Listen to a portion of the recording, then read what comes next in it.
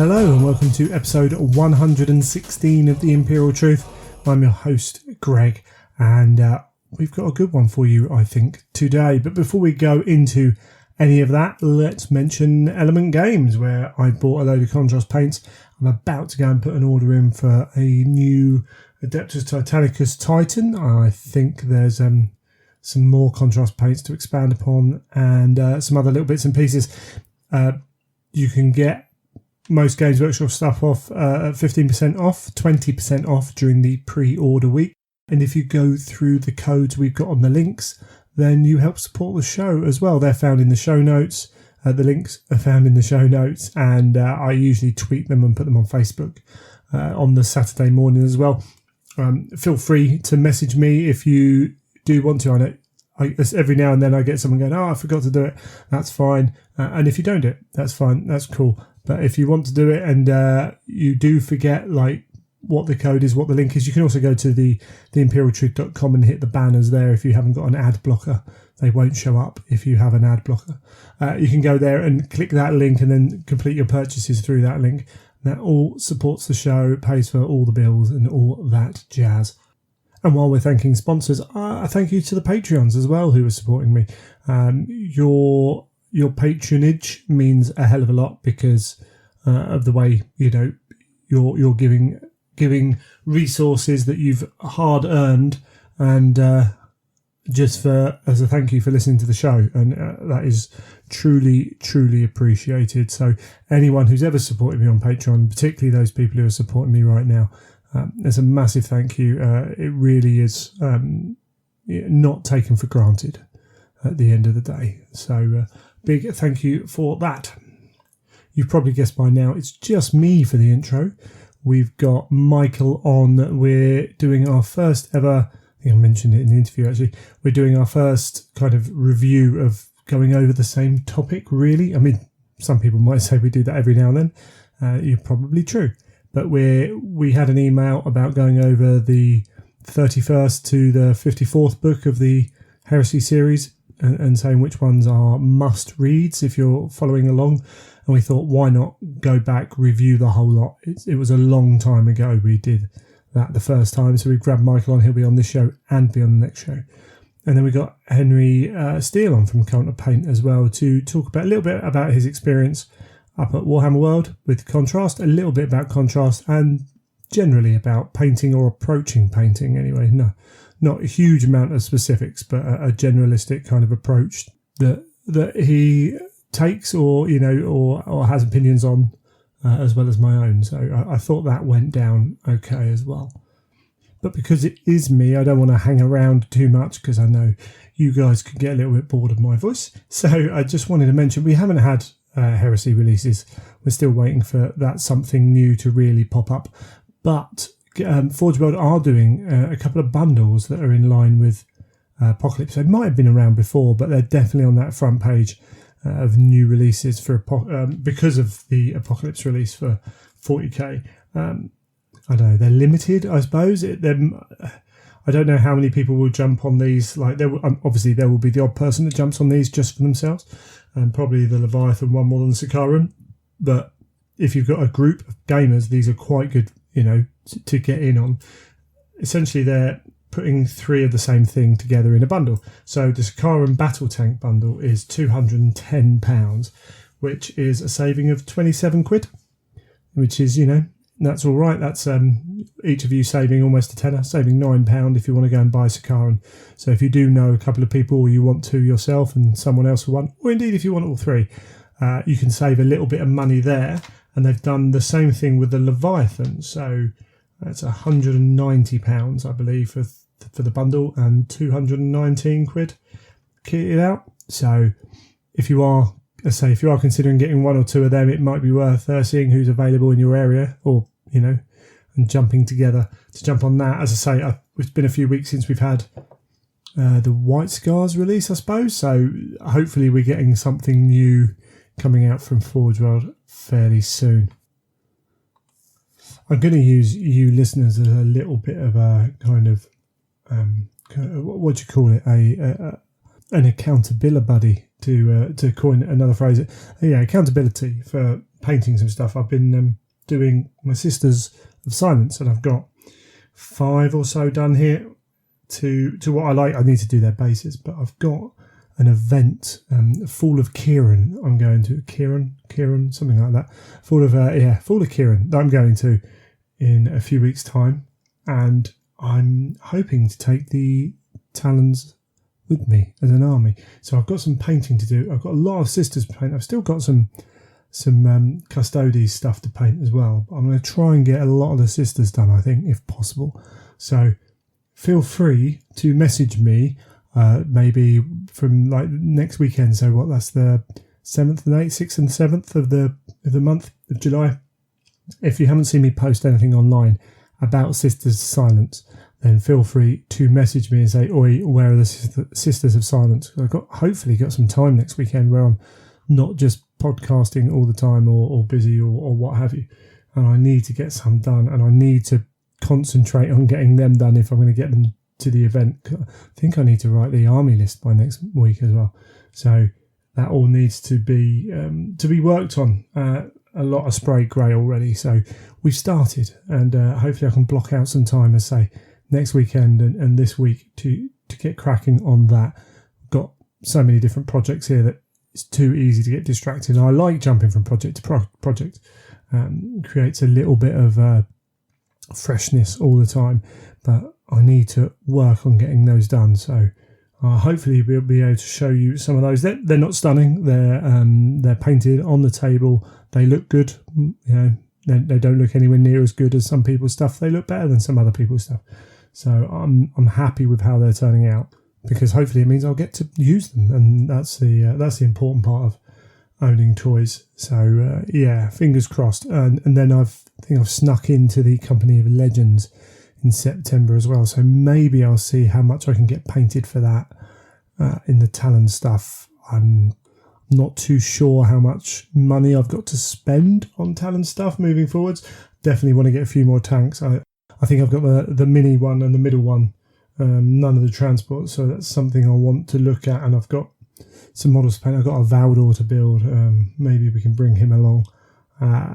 We'll see. Because I've also got those demons that my friend's actually putting together, because he owed me some money, and I had a project that needed more effort than I had time to do, and needed some green stuff work done to it.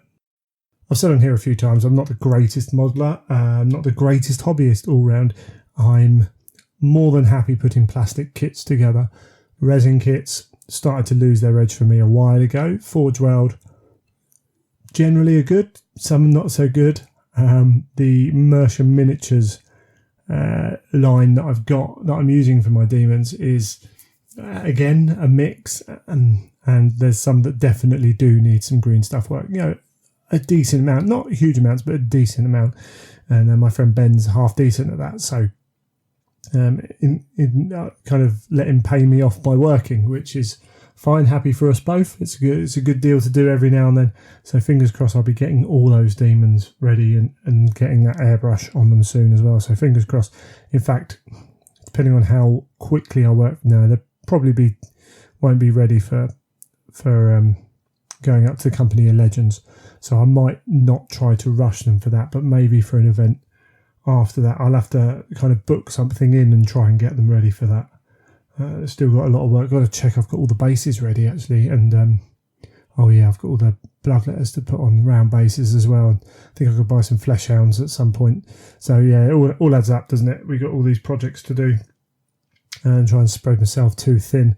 But it means I've got more incentive to sell more of my old stuff, and that's been going quite well actually. If you've got we talked about recycling armies with Neil a while ago, and I've been doing quite a lot recently of moving stuff on using Facebook groups first, because you don't have to pay eBay fees, and friends first, to be honest, because it's a lot easier, then Facebook groups, then eBay, and having a decent amount of success actually with eBay, with buy it now prices being sensible, and the thing with eBay and buy it now prices is having patience to wait for them. If you need stuff gone, you've got to put it on an auction. But I've been really surprised with mainly Age of Sigmar stuff that I've been selling, stuff that I would have put up for auction and expected £5 or £6 and managed to get £10 from it on eBay. Obviously, they take their cut, but that's still that little bit more. When you start doing a lot of auctions, that adds up. So, yeah, that's all kind of going to pay off bills, but essentially helping me purchase more toys at some point.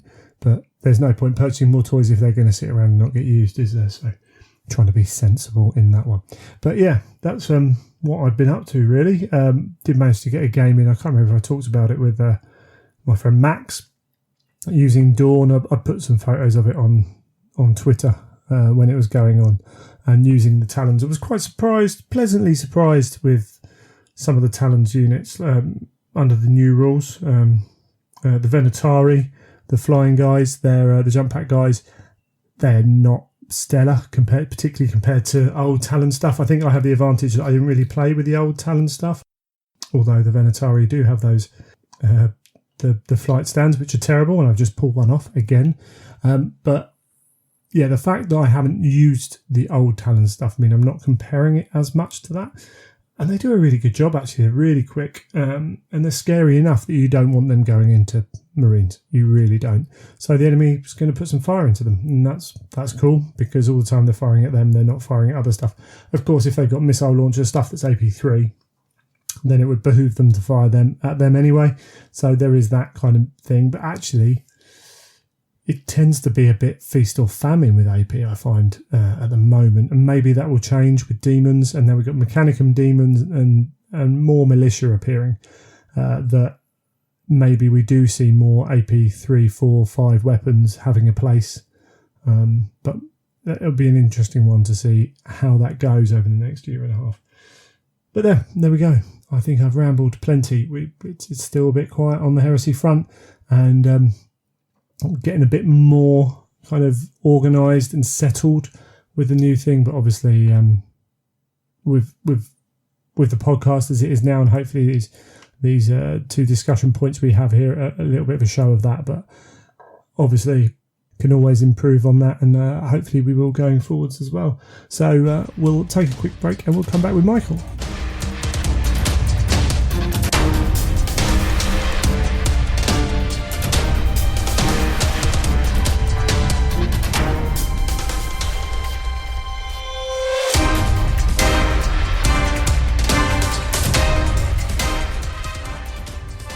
Well, we're doing our first kind of podcast review. I don't know what you call it, where we're going back over a subject we've done before to a point in the very early. Don't bother going back trying to find it. It's too early in the podcast's life to go back and listen to those old ones.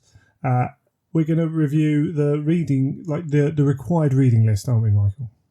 We are indeed. Yep.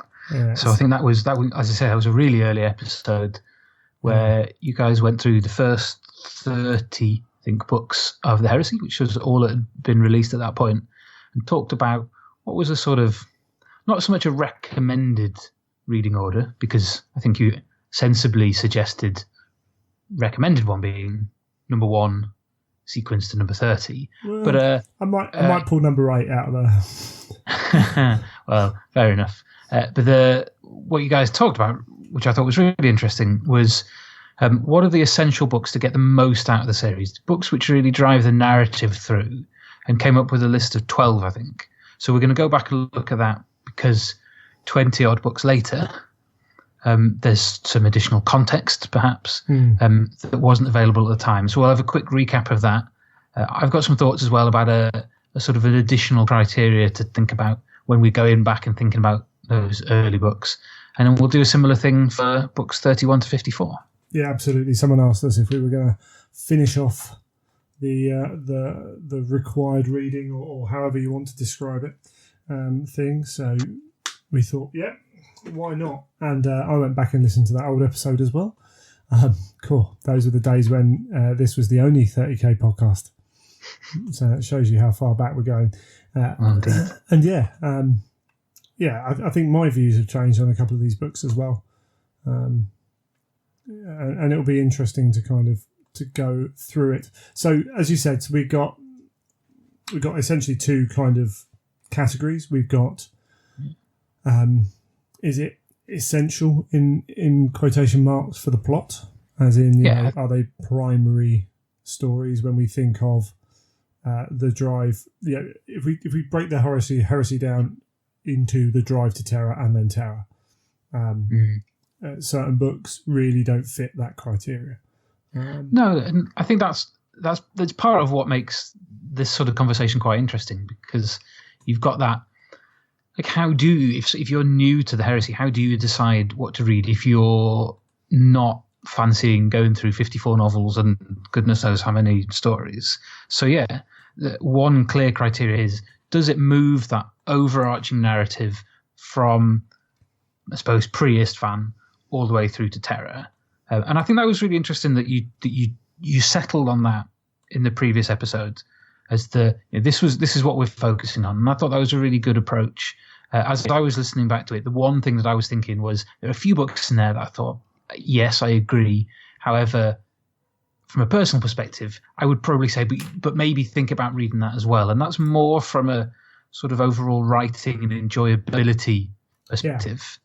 Yeah. A book that is just so good that it's really worth reading. So I think we'll look at that as I think probably a secondary criteria, not necessarily something that should drive everything. But if you're happy to branch out a little bit, here are some other recommendations that the two of us think are worth looking at.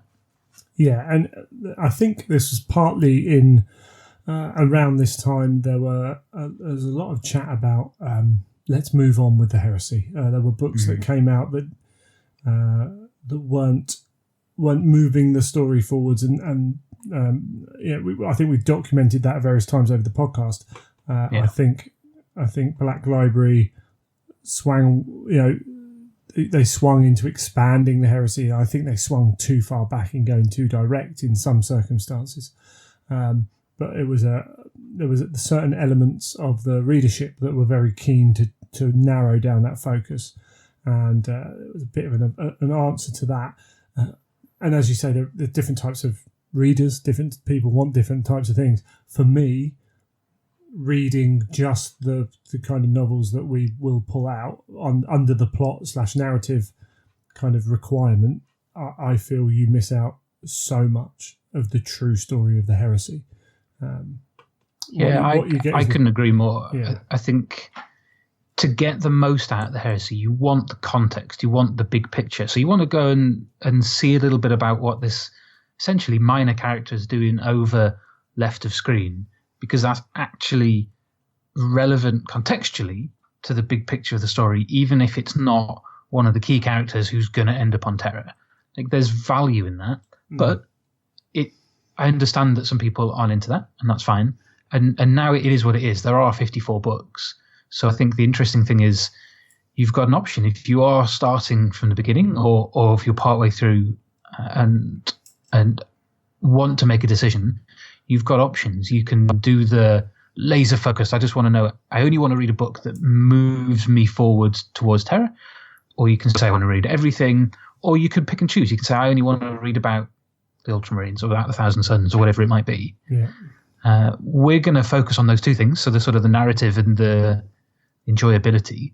There's all sorts of options, but I think, and we'll see if we still agree about this at the end, but I think these are probably the two simplest ways of thinking about it. Oh yeah, I mean, yeah. As soon as you start breaking down into, where do you stop going into different categories? There are a lot of like asterisks to be applied at various points in this, and that's part of the fun in a way.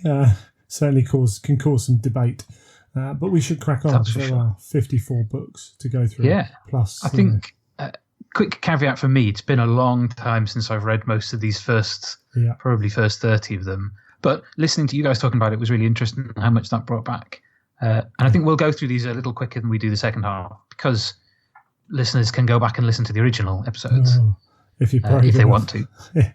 Actually, I thought it was really interesting. I think there's some context in there around it in terms of different ways of reading the heresy. The real valuable stuff is still just as valuable now as it was at the time, I think. So don't undersell yourself, Greg. That was a really interesting. The sound was a bit different and everything else. It was another time. It was 2 houses ago and another period in the show. Yeah, fair enough. Some will think we've got no better. So I suppose for you, great, crack on. Okay, so let's start. So obviously we've got the first 3 books are the trilogy. They're one story. They are Horus's rise. Well, not rise, but Horus's accumulation of that peak. Rise, his peak, and his fall. And I think I don't think anyone would disagree that these 3 books are pretty important. In 100%. I don't think it makes any sense to read any of the rest of the Heresy unless you've read those. Yeah. I'm sure most of them probably do stand up, but I think they lose a lot of weight and a lot of impact. Sure. And I think you'd be hard pushed to find any existing Heresy fan who wouldn't recommend them, whether or not they think they're great books or not, for the importance of the foundation they provide to the series. Yeah, so I wanted to bring that up. On the second or third reading of Galaxy in Flames, I'm not a massive fan of the novel. Okay. I think it's okay. I think there are aspects of it which let it down, but it's not a standalone novel, and it's the accumulation of that 3-book arc, and therefore it's raised. In my opinion, it's raised above the level of the individual book because of the work put into it in those first 2 books. I don't think False Gods is anywhere near Graham's best book. No, I think they definitely, looking back, trying to be objective now, Horus Rising is clearly the best written of the 3. But you still need to read them. Yeah, absolutely. There's no getting around. And they're not bad. Like, that's the thing. No. They're not bad. But I certainly see people talk about Galaxy in Flames, and I'm possibly in the minority on that one, but I'm not as big a fan as a lot of people are of that individual book. But when you're talking about laying down the foundations of the Heresy, these are your cornerstones. These are where you're setting off from. Definitely. And then we get Flight of the Eisenstein and Fulgrim. I tend to think are linked pretty closely because if we start with Fulgrim, Fulgrim. So we know the Heresy starts with the Isfahan 3 and then Isfahan 5. Those 3 books, those first trilogy, only deal with Isfahan 3. Yep. Isfahan 5 is such a huge point, and we get various looks back at it through the series, but this is the book where it happens. Oh yeah. And so 5 for me is more important than 4, Flight of the Eisenstein, and yet a lot of people will say you must read Flight of the Eisenstein straight on from those 3, and I'm like, well, I mean, do it because it's brilliant.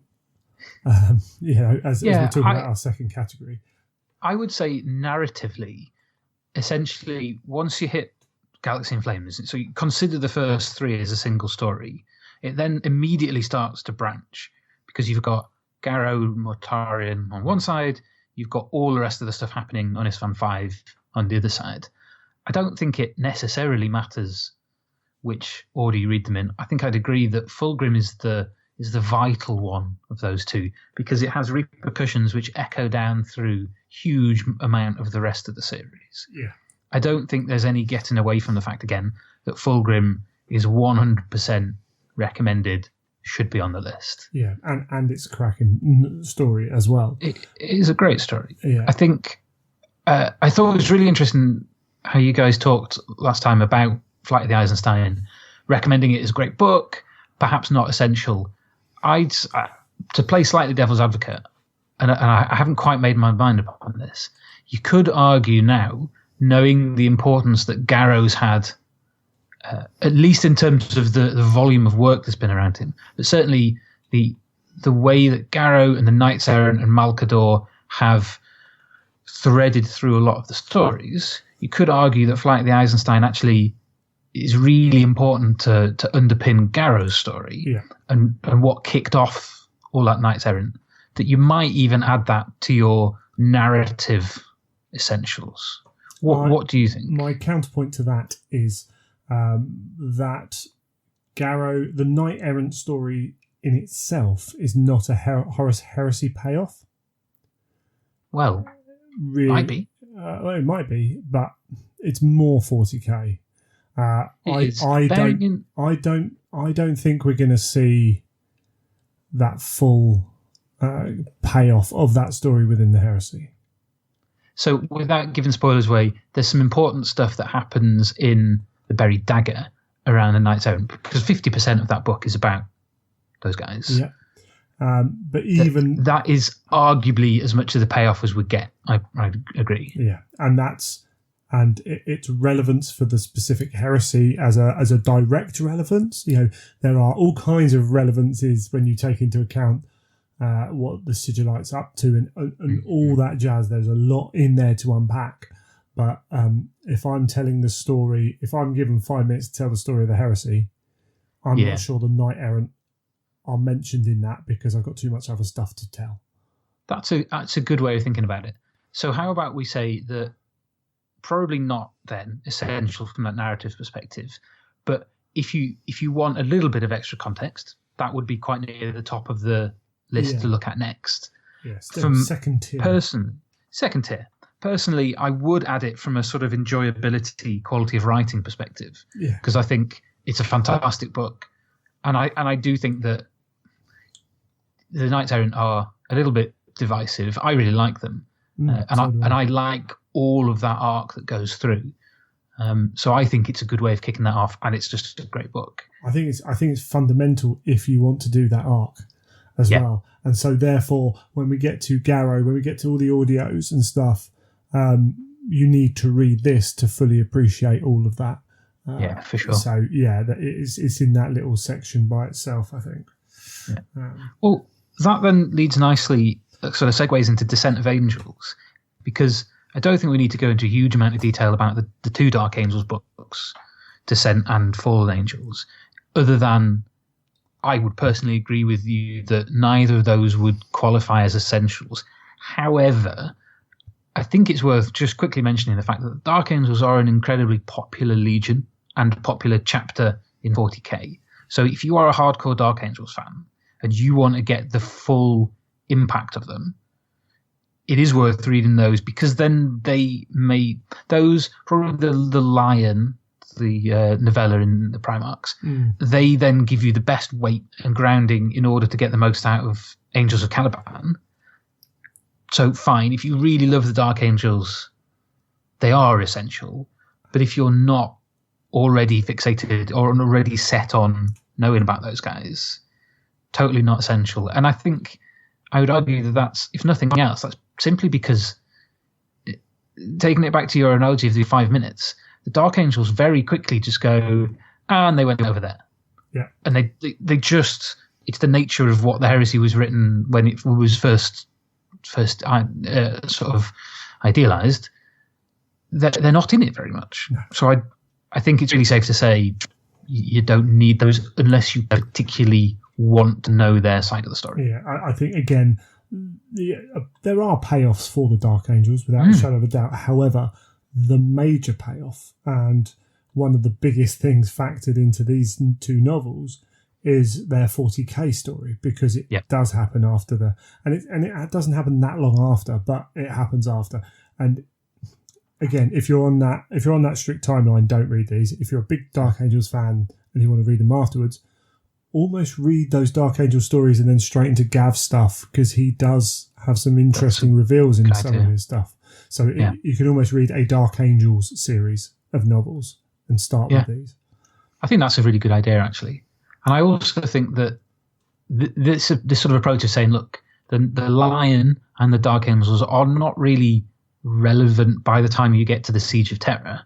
We can probably apply that to quite a lot of what we're going to talk about. Yeah.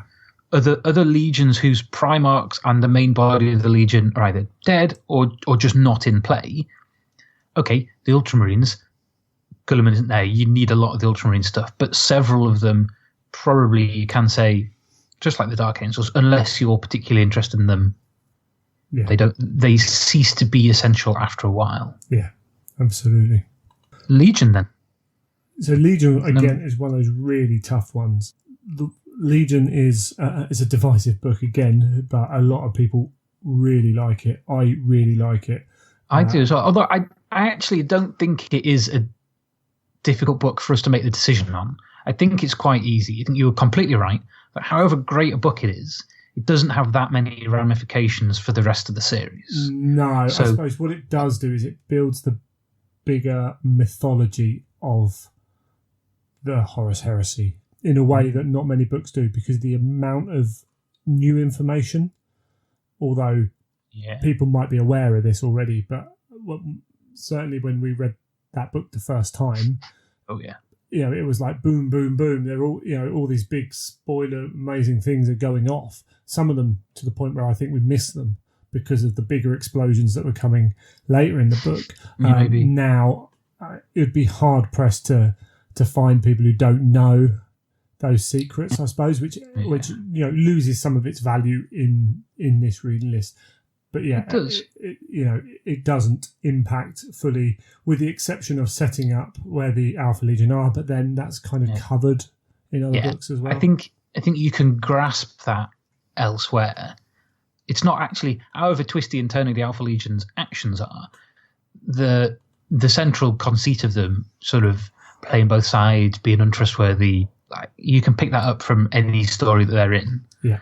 So I think we keep Legion off the narrative list, but 100% goes on the enjoyability list, because I think it's one of the best books of the series. Yeah, without a doubt. It's really good. Oh, it also has. So it introduces the perpetuals, but it doesn't necessarily introduce possibly the most important perpetual, non-Primarch perpetual, but we'll get to him later on. Because that is something that we still don't know with the Siege of Terror exactly where some of these payoffs are. No, that's very true. So there is that. We're going to have to do this a third time once the Siege of Terror finishes. Potentially. I'll just say read them all. Screw you. Okay, Book 8. This one's nice and easy. Battle for the Abyss. Give it its actual real title.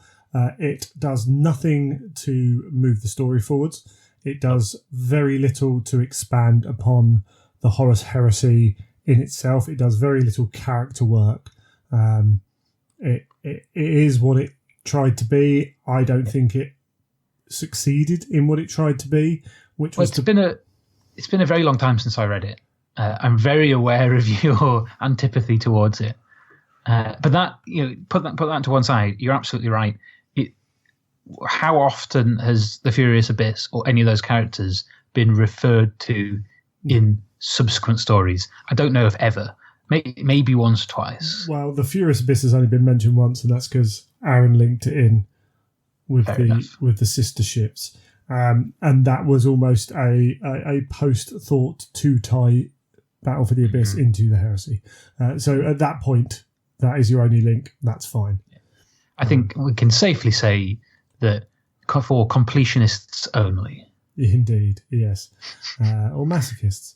And that's unfair, because a lot of people we'll let like people decide that themselves. A lot of people do like that book, as is always the way. I don't understand that personally. I don't quite get where they're coming from on that. But that's the joy of life, isn't it? Moving on, we have a much more difficult book in terms of, again, sitting in that weird space. Mechanicum deals with the second most important planet in the whole of the Empire and the Imperium. Possibly one of the most cataclysmic events of the Heresy in terms of splitting the Mechanicum in two and dividing it from Terra, and yet you can handle that, or you can read it in via other books. Nothing in this story directly affects beyond the Civil War breaking out. No, and I think that's completely right. There is a possibility that in the subsequent 7 books of the Siege of Terror, whenever they cover Mars, that it will link in and have ramifications, which we don't know what they might be. As it stands, no, there's even if you want to read other things about that, even if you want to read Cybernetica and you want to read or listen to I forgot what it's called, The Binary Succession, which is sort of about the Titan Legions, which are both at least good, if not great. No, I think Mechanicum is even, arguably more than Legion, is a standalone story because it's a story about a specific, very close group of characters. Yeah, which would be great to see them come back, but are they ever realistically going to have an impact on the wider events going on in the Heresy or in the Siege? Seems unlikely, although Graham might have a surprise up his sleeve. But I think it's unlikely. I would, once again, I think I would add it on the enjoyability list because it's cool. The Mechanicum's Ace Mars is interesting, and again, it's a good story. And again, dropping some real bombs in there that, particularly when it came out, people who were I'd been in the hobby a long time at that point, and it was some revelations or some possible revelations in there, which were big and huge. I actually think if they cover Mars in the Siege books, which I really hope they do, I think it might even make Mechanicum less relevant because such a big gap between those books. Yeah, that they will have to kind of say previously on Mars. You're going to have some filling in of that story to make it to fit in. So for all that I love it, it's not on the list. No, I agree. Now, I think we can probably, in the first 30, we can say that none of the anthologies of short stories are essential from a plot perspective because that's not what they're designed to do. They're a collection of stories that look at different angles. They're the texture, the background to the Heresy. Yeah. So Book 10, Tales of Heresy, absolutely not necessary from a narrative perspective. For me personally, I'm interested to see if you agree. I would put this definitely on the list of enjoyability. For me personally, there is a connection there because actually this book, and specifically Blood Games, the first story in it, was the real thing which kicked me onto the Heresy. Right, okay. But even taking that aside, when you look at, if you just pick out 3, Blood Games, The Last Church, and After the Share, those short stories are fantastic and regularly referred to on sort of favourite lists. So I think that is a particularly good example of the anthologies, and for me personally, would be on the list of if you just want the really good stuff in terms of the best storytelling, I would have that on the list. What about you? Yeah, I think for the first 3 or 4 anthologies, I think Tales of Heresy was the best personally in overall quality, and those 3 are standouts. Blood Games showed a Heresy we hadn't seen yet, behind the scenes of the main fighting. Last Church gave us our first look at the Emperor in that kind of aspect, and After the Share, I don't even know because it fits in the kind of what the Heresy's doing, as it was just done so well. And maybe apart from the Space Wolves story in there, which is classic old school Space Wolves, which was fun, actually. You know what? It was fun, and had quite a cool little, as a Space Wolf fan, the little moments at the end. It's they perfectly timed it here and it's leading into that. That's cool. I felt the rest of that anthology was good. Yeah, and I can't say that of all the anthologies. All right, so I think we can say tick for the enjoyability list. Book 11, Fallen Angels. We've already really talked about that in context of the Dark Angels. I can't remember if we talked about enjoyability, but I wouldn't have either of them on purely for enjoyability. No, it's been a really long time since I read those, but I don't remember being blown away by them. I think that's safe. Having issues with them as well. How often do you hear or see those coming up on the sort of top 10 lists? Yeah, they don't. You just don't really. And I think, which is not to say they're not great.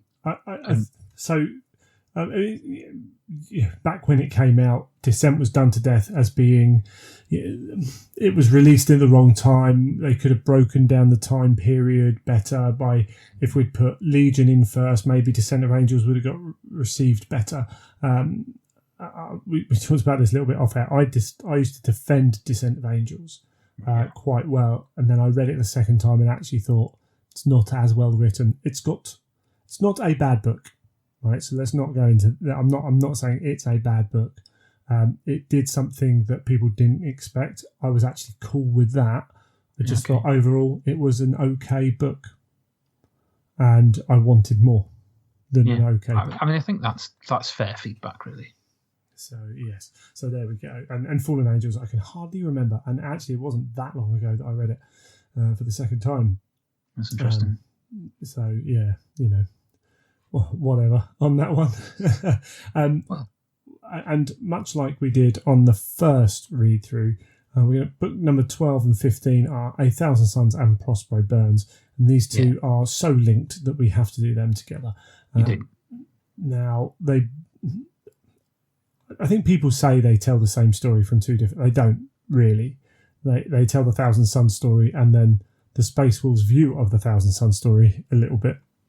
Yeah, in a simplistic fashion. Yeah, it's a nice way of explaining why there are two books written in that way.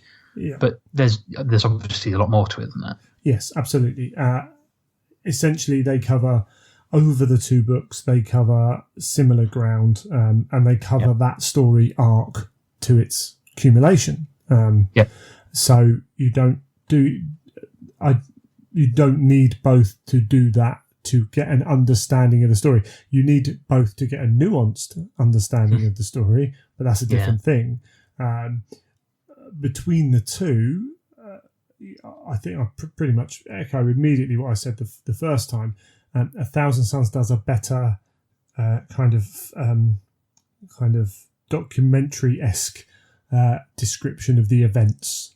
Yeah, it's more of a straight up telling, isn't it? It's not trying to be something a little bit different, and it's really good. Yes, so I think it's bang on the right choice of the two. If you are worried about time and you do want to make sure that you only get the essentials, then you have to look at these two and think you don't need both of them. No. Weirdly, I think Prospero Burns is the better book, and that's controversial in certain circumstances. But that's cool. That's fine. So, would you put Prospero Burns on the sort of enjoyability list? Yes. See, I'm not sure I would. Would you not? I think if trying to see it in context of the whole series, I think there's so much you can get out of A Thousand Suns, which is an excellent book. And I think if you're going to look at Dan stories, there are others that I would put up there. Sure. I know I'm one of the tail end of the bell curve in this aspect, in that I really enjoyed it. Don't get me wrong, I did as well. Yeah, I think I'm trying to be picky. Yeah, absolutely. And I put it near the top of the books I enjoyed. I also think that this is the only time we get this story, pretty much, whereas other books have looks at what we're doing, but also it's a very different take. There's a lot of reflections back on the Heresy. Yeah, I mean, I would personally. However, I know that that's me. And yeah, I don't know. It's hard to do. What I would say, though, weirdly, A Thousand Suns does... So when these books get written, and when they're specifically about a legion, like A Thousand Suns, in general, you get the Thousand Suns written down version of their story. Now, this usually means that, Lorgar's sitting there going, oh, the Emperor's a tool, aren't I wonderful, and I've discovered this. And so you get all this. A Thousand Suns, in my opinion, does as much to damn the Thousand Suns as it does to kind of plead their innocence. Well, Magnus isn't... I think that reflects Magnus's approach to the Battle for Prospero, in that he's not trying to defend himself. Yeah, but this is that fits. When you get the memes, when you get the people having the discussions, people say, "Oh, in Thousand Suns." I'm like, hold on, you're quoting Thousand Suns.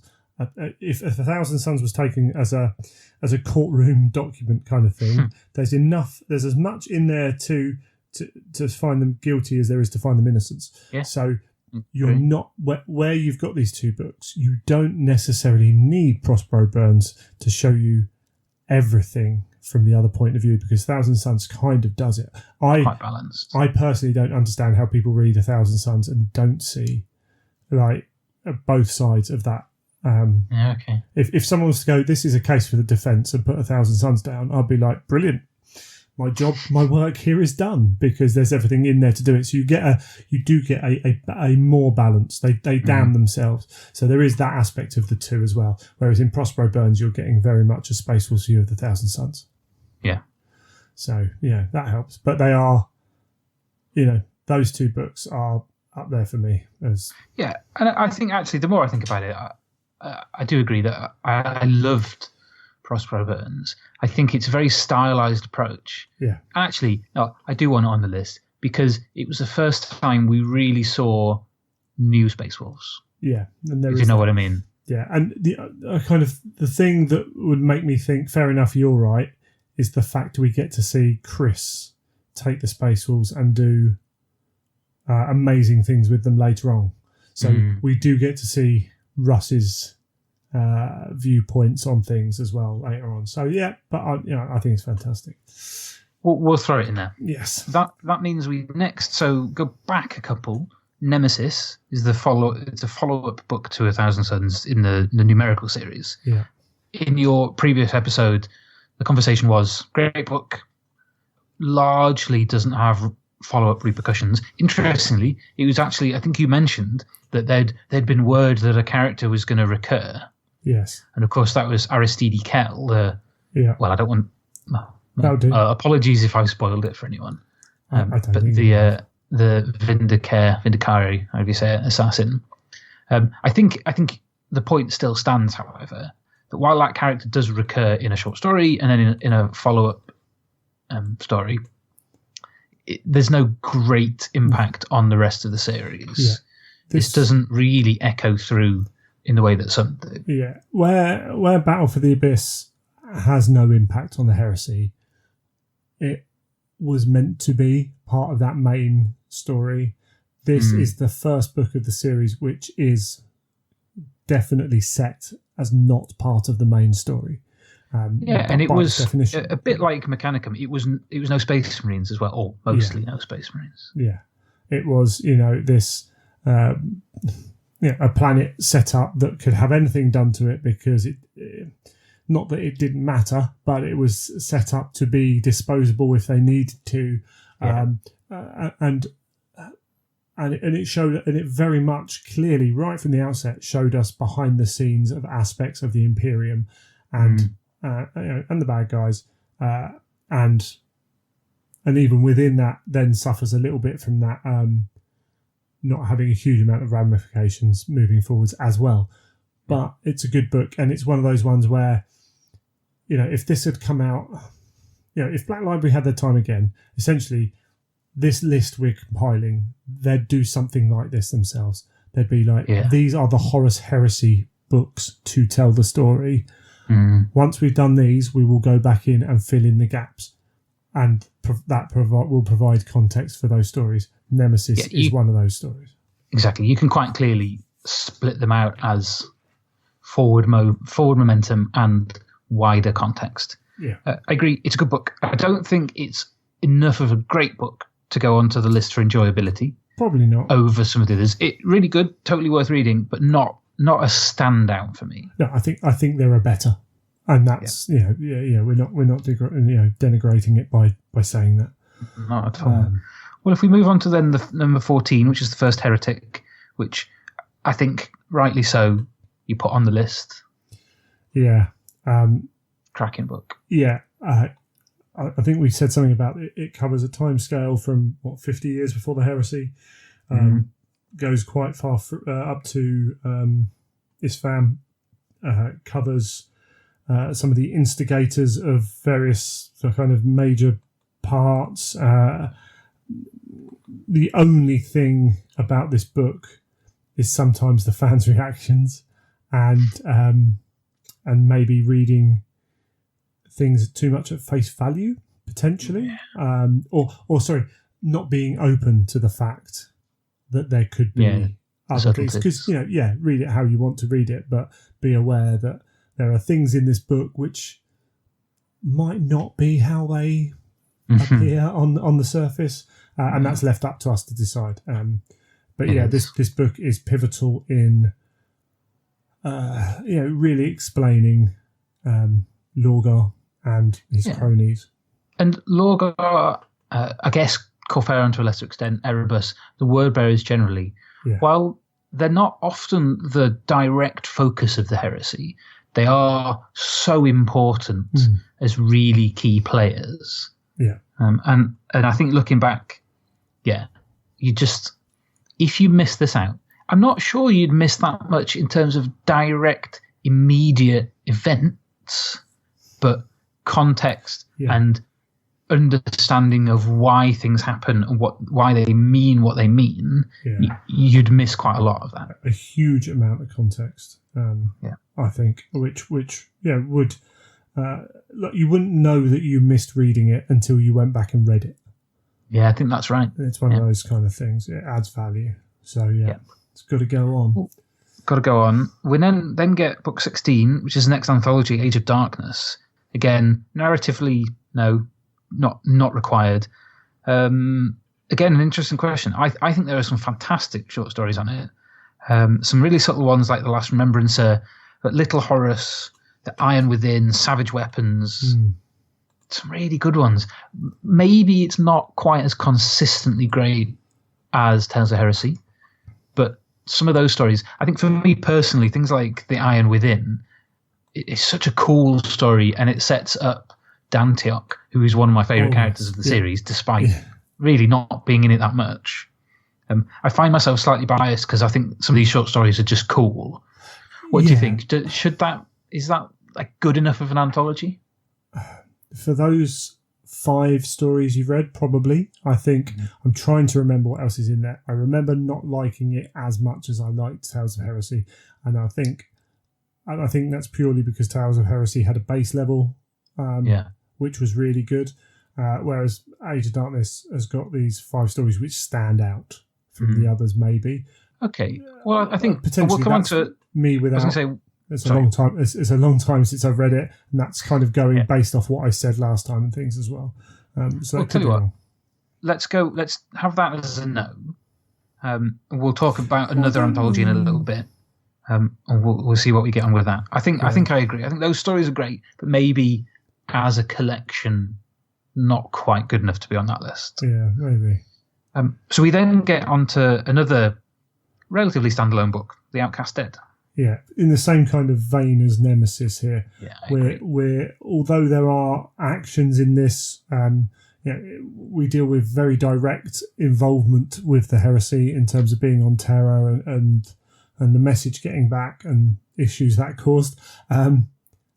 We've got a book here which is going on behind the scenes and has minimal kind of push through into the heresy itself. Although, again, for adding flavour, and I said this in the first review, there are a couple of lines in this book which, if you want to kind of break it down and have a discussion about, what could be going on, there's some potentially really big stuff in this book, but it's one line. Yeah. So is it worth reading that book to get that one line? Maybe not. I think if we're looking at that criteria of, is it essential because you want to make sure you're only reading the key books, then it can't be essential if it's only 2 or 3 lines. Absolutely. Yeah. It just can't be. And I also think that, again, good book, really good fun, thoroughly enjoyable, but again, probably not good enough as not standout to go on the sort of enjoyability list. Yeah, that's fair enough. What's next then? Deliverance Lost. Yeah, interesting book. I would relate this back to what we talked about with the Dark Angels, personally. Yeah. Looking ahead to what came up later in the series, if you're really interested in Corax and Raven Guard, if you want to get the most out of Gav's book Corax, you have to read Deliverance Lost. Yeah. But Corax and the Raven Guard, relatively speaking, this might piss off Raven Guard fans, but they just didn't have that big an impact on the heresy. No, absolutely. And I don't think you can look at... I know it's got some interesting Alpha Legion stuff. I know it's got loads of interesting characterization points with Corax. And I thought I actually really like it. I know it gets a bit of stick. I don't think there's enough in that that drives things on with that momentum of the series to get it anywhere near the essential list. The biggest thing this book does is make you question what you knew, what's allowed within the Imperium, what they can have done, what they can do, what they could have done, and all those questions which aren't. How does the Heresy get one? No, it's a good what if book, isn't it? It's a good sort of representation of the tragedy of the Heresy. That if only this had happened differently, if only one little thing hadn't happened. It's a good representation of that. But good book. I wouldn't put it on either of the criteria. Absolutely, yeah. Which means we move on to No Fear.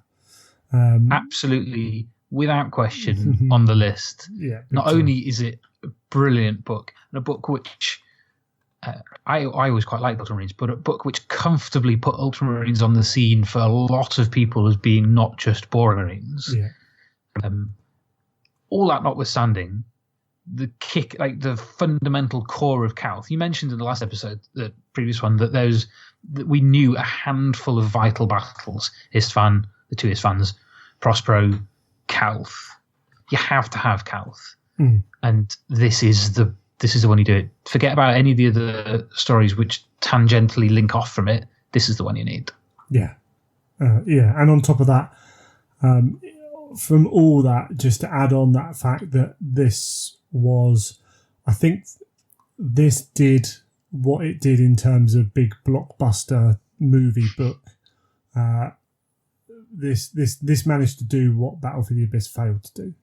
Yeah, for me. The spectacle of No Fear is just phenomenal. Yeah, and I don't think it's been recreated in that way. No. I mean, I guess because Calth is such a standalone thing, there aren't many other examples of that, and they probably you don't want to have the same book twice. No. But it stands alone as something that you don't see this very often.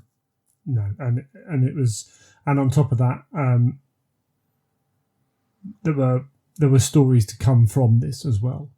Yeah. It sparks other books, anthologies and things like that. As you say, probably we'll go on to Market Calth later, but they themselves might not be required reading.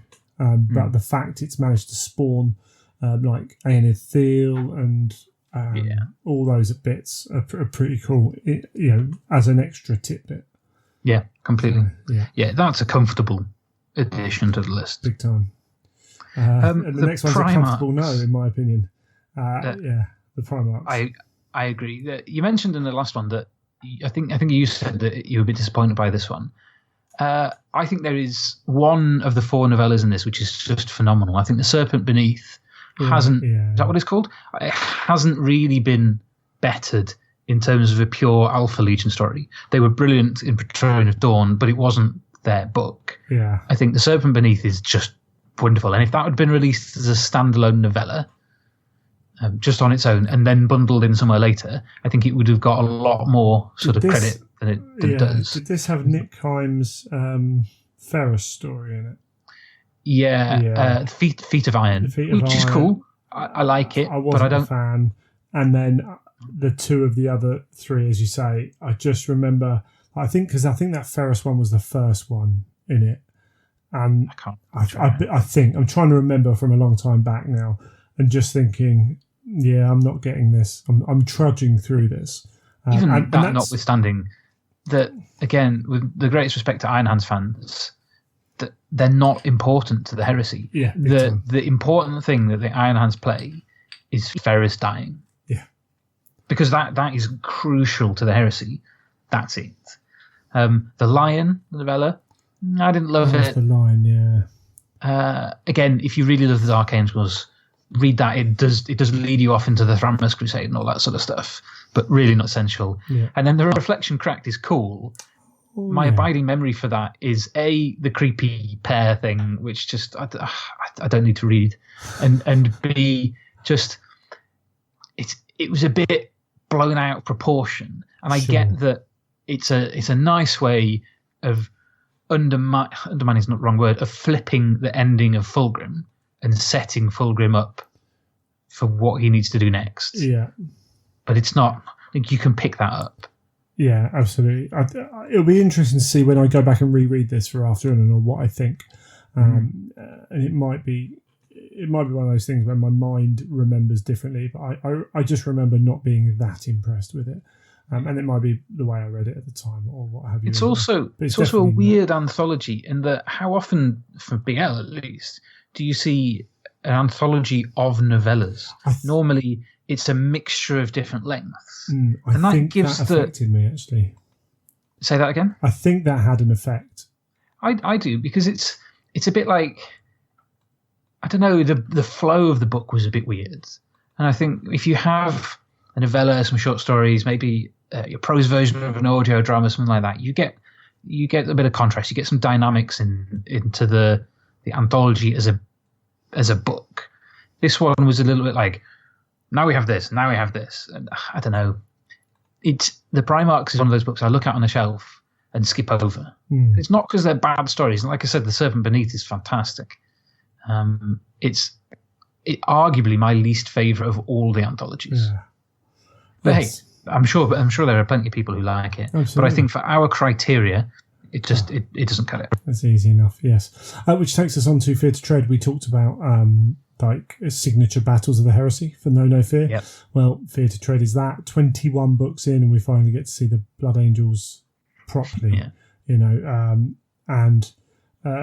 It's a huge event for not just the fact that the Blood Angels are there doing their thing, because it's only one legion out there. Yeah. We compare that to No Fear, where you've got at least 2 legions squaring off. But just the ramifications and what leads through, we know, people who know the story know about Kabanda. And then on top of that, a few other things like Erebus and all those. The fact is, it was going to be on our list, and then there's other stories in there which all tie in as well and move the story forward. So, yeah. And I think it has to be on there. Yeah, and that first 11 pages or whatever it was were awesome. And I know some people don't like the book that much. That's fair enough.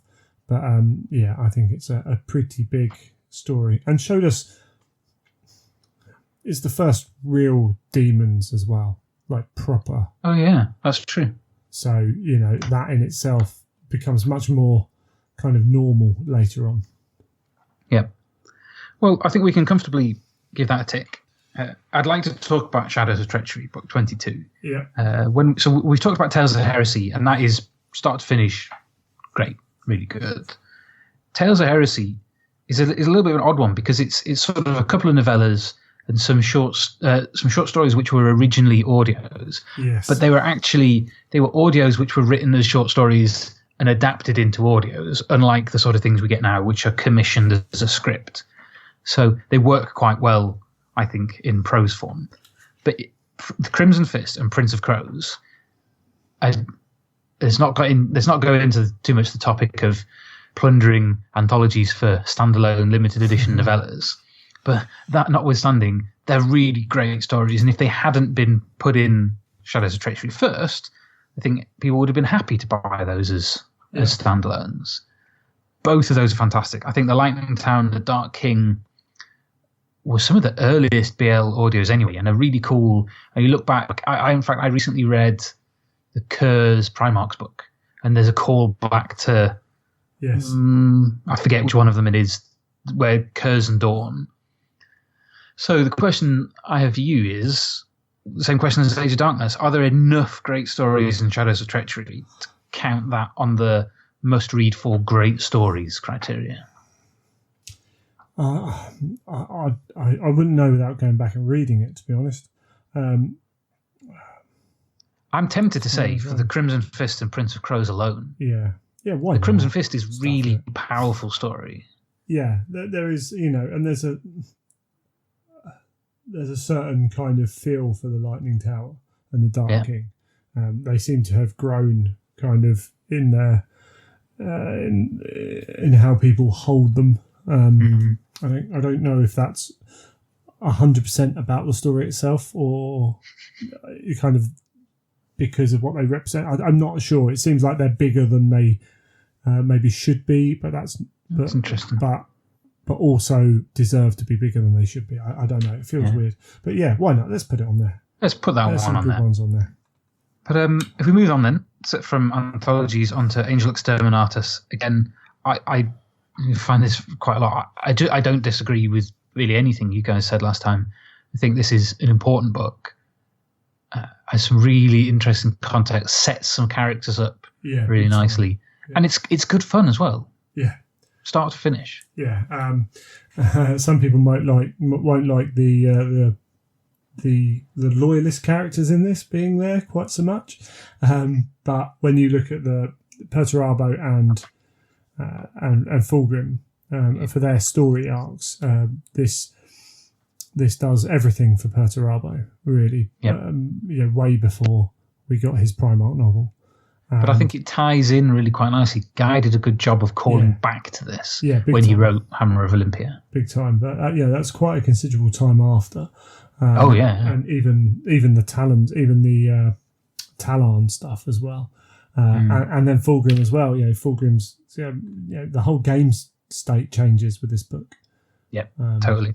I think that's another easy one, as is the next one, Betrayer. You can't not have that on the list. No. Again, it's similar, but for the World Eaters. The game state at the end of Betrayer is majorly changed.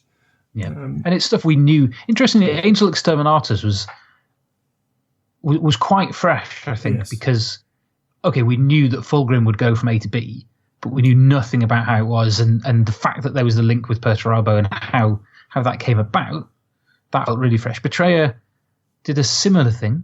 Again, you know what's going to happen to Angron.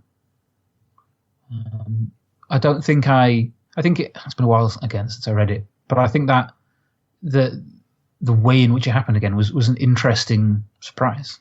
Yeah. I think they the reasonings and everything else within it were the surprise rather than the actual event that unfolded. But also, there's so much there. Forget about Primarchs. Just think about key Space Marine characters, the Khan, Argyle, Tal stuff. Yeah, good. I still haven't quite forgiven Aaron. Bless. And then there's a lot going in on Betrayer, and on top of that, some people, Marcus certainly rates it as possibly his book of the Heresy, and he's not the only one. No. Arguably, that comment, I think Marcus essentially said, I want it on the list because it's just so good. Yeah. That gave me a bit of a nudge of actually, I think it is worth sort of formalising the fact that some books are just worth reading because they're so damn good. Yeah. Yeah, absolutely. Which, moving on, brings us to another anthology, Mark of Calth, focused on the War of Calth. Actually, when we talk about Primarchs being disappointing, Calth had a weird feel to it in that I don't necessarily think the novels were that bad. Maybe they needed to be mixed up. I felt, I don't know, like a lot of them were too similar. Maybe that there was a bit of a tonal kind of thing across the whole book, which was a bit too much. I think that was intentional because it's not the only. This and Shattered Legions. Of the proper anthologies, if you exclude things like Talon, there's not many which were, and there probably aren't any that were commissioned, because these were brand new stories, weren't they? They hadn't been bundled up like happens later on. So these, I think, were commissioned with a specific tone of voice in mind. Not so much tone of voice, but a specific tone. Yeah. I slightly disagree. I thought it was fascinating, and I like seeing different characters' viewpoints, but all with that overarching sense of weight upon them. This is their home for a lot of these people, and I really liked the impact it had. And I think and it's kind of a bit pretentious here, I like the way it's carried through from the cover. The cover is this sense of not desperation, because you don't really get that in Space Marines, but that sense of almost despair and that weight and that glum moodiness of it. So I appreciate if you don't fancy that, the tone of the book might not be up to your taste. I think it was actually really cleverly done. However, I agree with you from the previous episode that it's in no way is it essential, because Calth is covered is done. You don't need anything else after No Fear. Absolutely. I mean, they're fighting a dead war on a dead world. Yeah. And so that is one of those great Heresy things which goes, if you're interested in this, here's a tangent. Yeah. And you can run that down. And I have a feeling that if the fan reaction hadn't, or if BL hadn't listened so strongly to the fan reaction of, don't give us this, we just want to know what happens next, I think they would have done more themed anthologies. But perhaps it didn't do as well as they hoped, or perhaps it was just informed by that growing group of loud-voiced people. Yeah.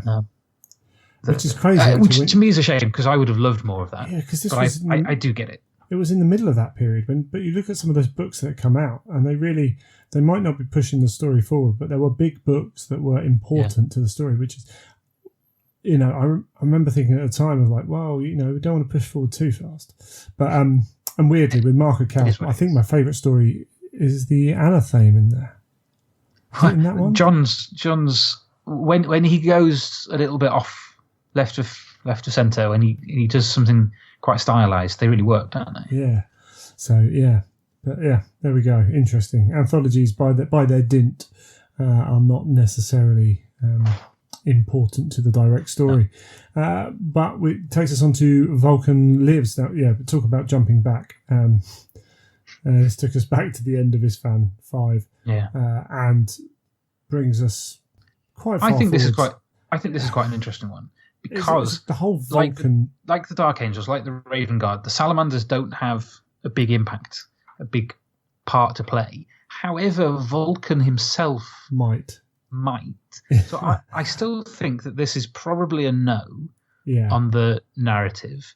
However, we might need to change that once the siege is finished. I think it depends on what part he plays. Yeah, and the other thing is as well, we get to later on where we have his story again, kind of not covered in the same way, but we get the beats. We understand the revelations that Vulcan Lives throws out. In the Unremembered Empire, you sort of get the previously on, don't you? Because it's not.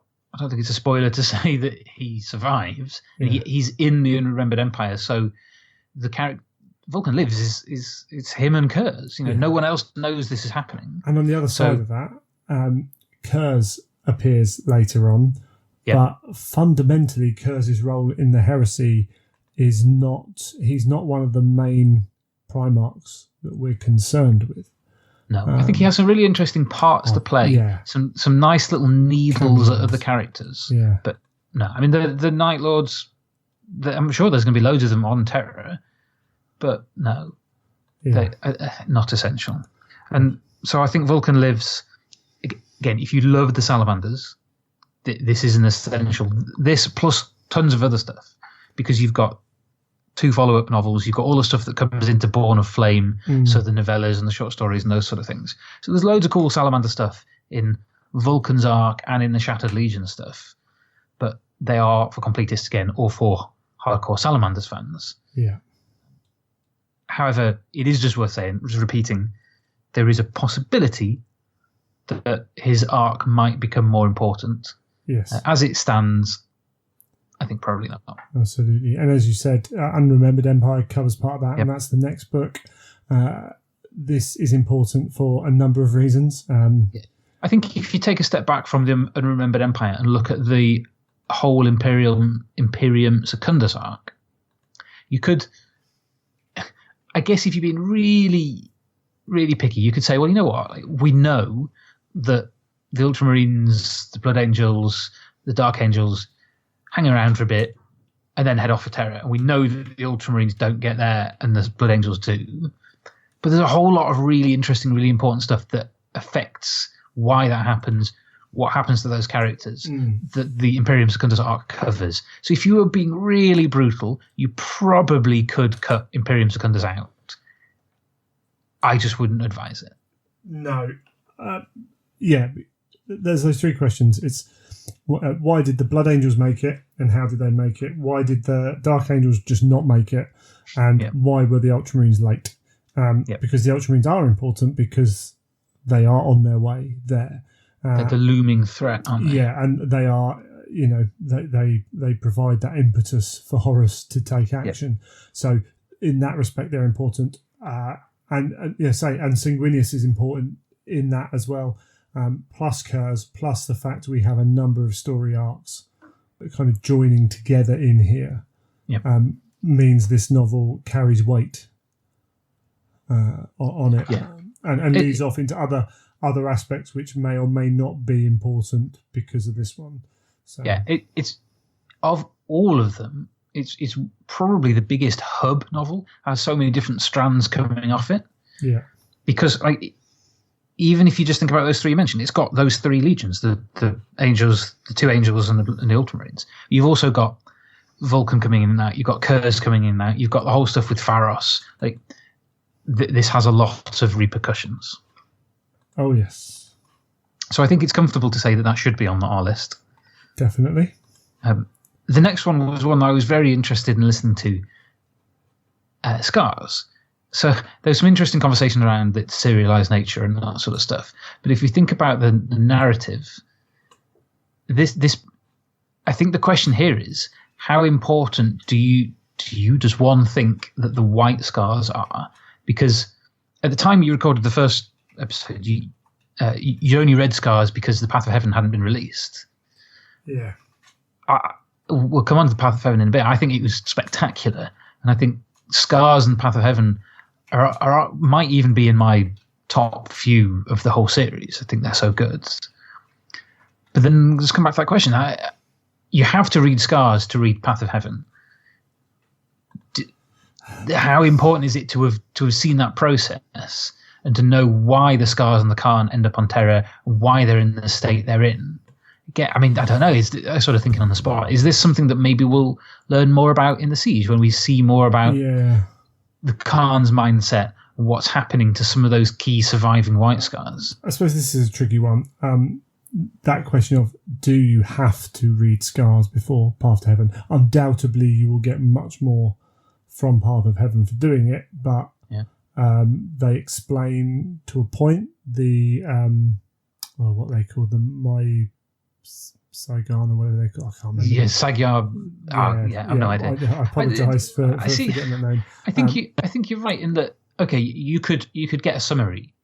I think you would lose a huge amount because the point of the Path of Heaven is showing that the Scars have changed and showing them change again, and what drives them to that, and how they finally drag themselves out of this pit they found themselves in. I think you lose a huge amount of the emotional heft of that if you haven't read Scars. Yeah. I don't think they work. I don't think Path of Heaven works without Scars as a story. Right. As a maybe. background bit in a rule book, fine.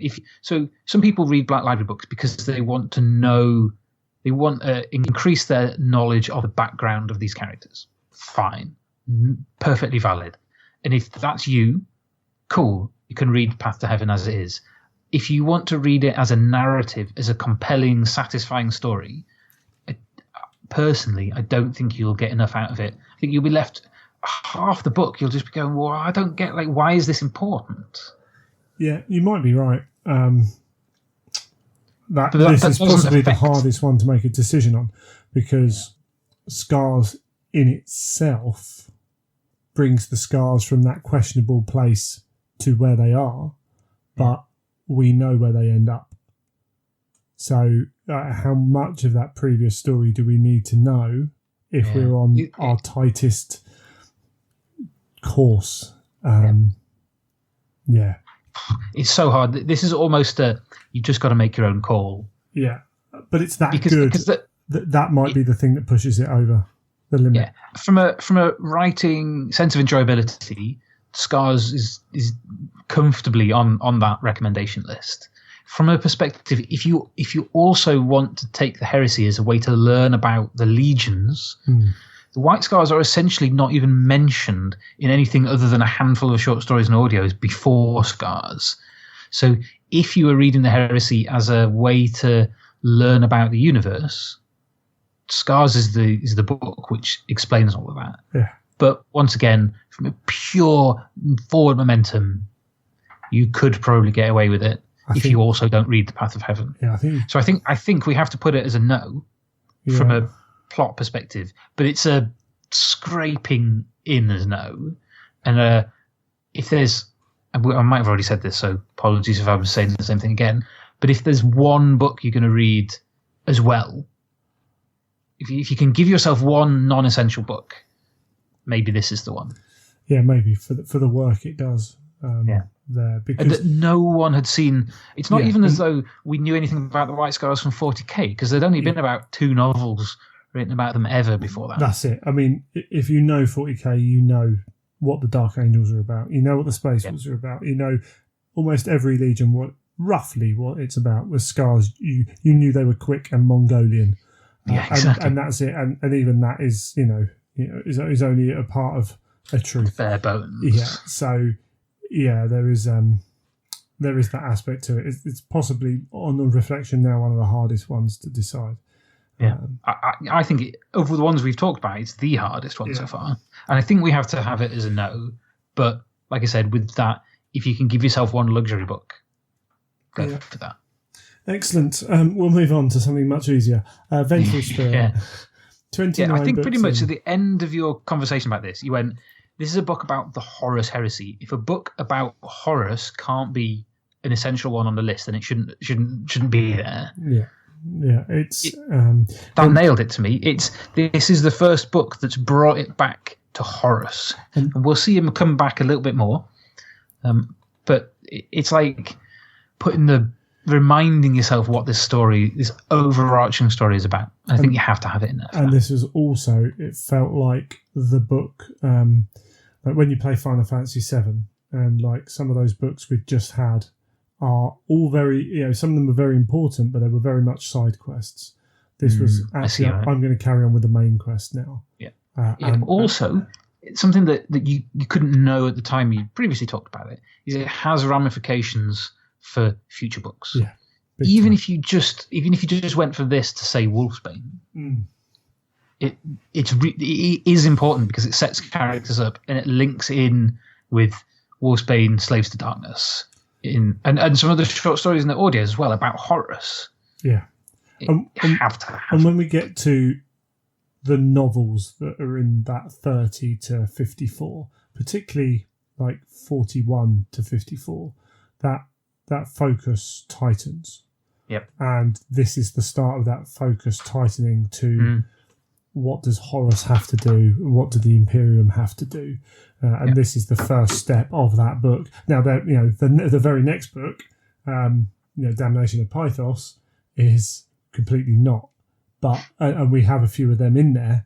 But overall, we got this real kind of let's get all the pieces in place. Yeah, that's actually a really interesting point. I think we can quickly say that whether you liked it or not, and it is a divisive book, Damnation of Pythos it's not even a side quest, it's the end of a side quest. Yeah, fine. It is a dead-end book. I enjoyed it. Plenty of people didn't enjoy it. Fine.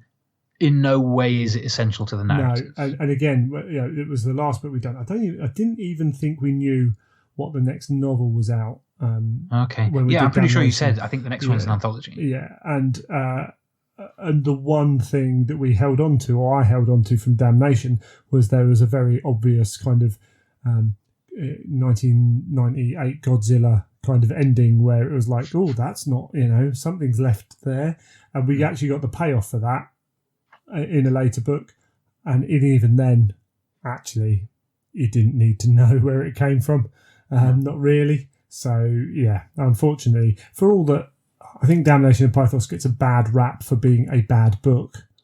I don't think it's worse written than maybe one or two others that we've seen in this. The fact is, it's not relevant. No, it was clearly commissioned at a time when BL was still looking at those side stories. Yes. And I'm not a horror fan either, which I think that's fair hurts my reading of that book as well. But what is interesting about Damnation of Pythos in how it's contextualized in the stuff that you didn't know about at the time, what's coming next. this idea that BL were consolidating and focusing down, they absolutely were, because there's a few stories which really become focused. But there's that, and there's in the next 8 books, 2, 3, 4, 5, 6, there are 4 anthologies. So what was it really interesting, I think, was that BL had clearly realised they needed to commission books which kept things on track, but they also had all these audios and short stories they needed to get published as well, and they put those out as books to keep the momentum of the series going. Yeah. So this is a weird period in Heresy if we look back at it, because it's got these conflicting ideas of what it's trying to achieve. So I was just enjoying stories and reminders of things I'd read before and that sort of stuff. But I do understand why people were getting a bit baffled by what was going on. Absolutely. Carry on, sorry. I was just going to say that then, before we move on to 31 onwards, that's then the full recap of the first 30. And we haven't added anything else in or taken any of them away in terms of your original list. So there's 12 on that list.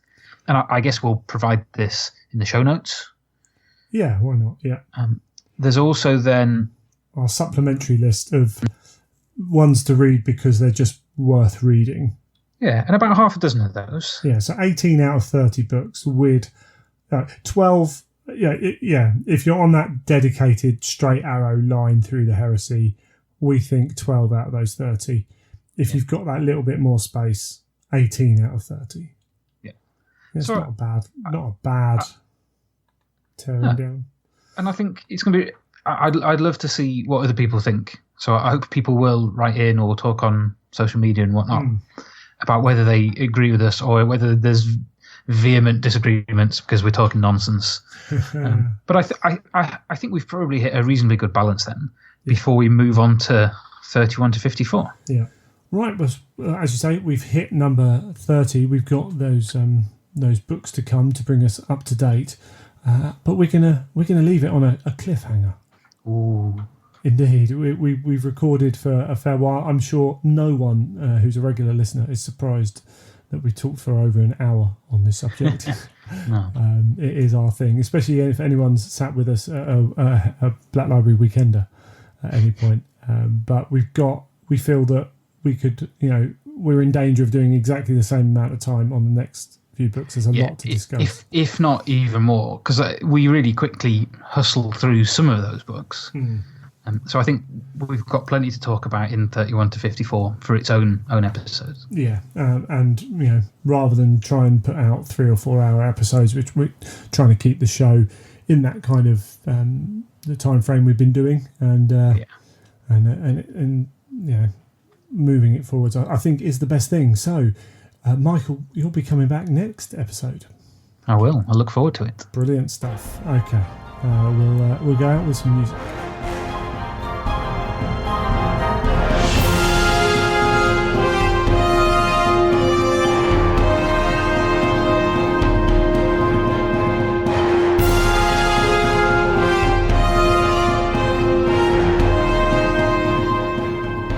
Joining me now, we have a man who, in Heresy circumstances, needs little introduction, Mr. Henry Steele.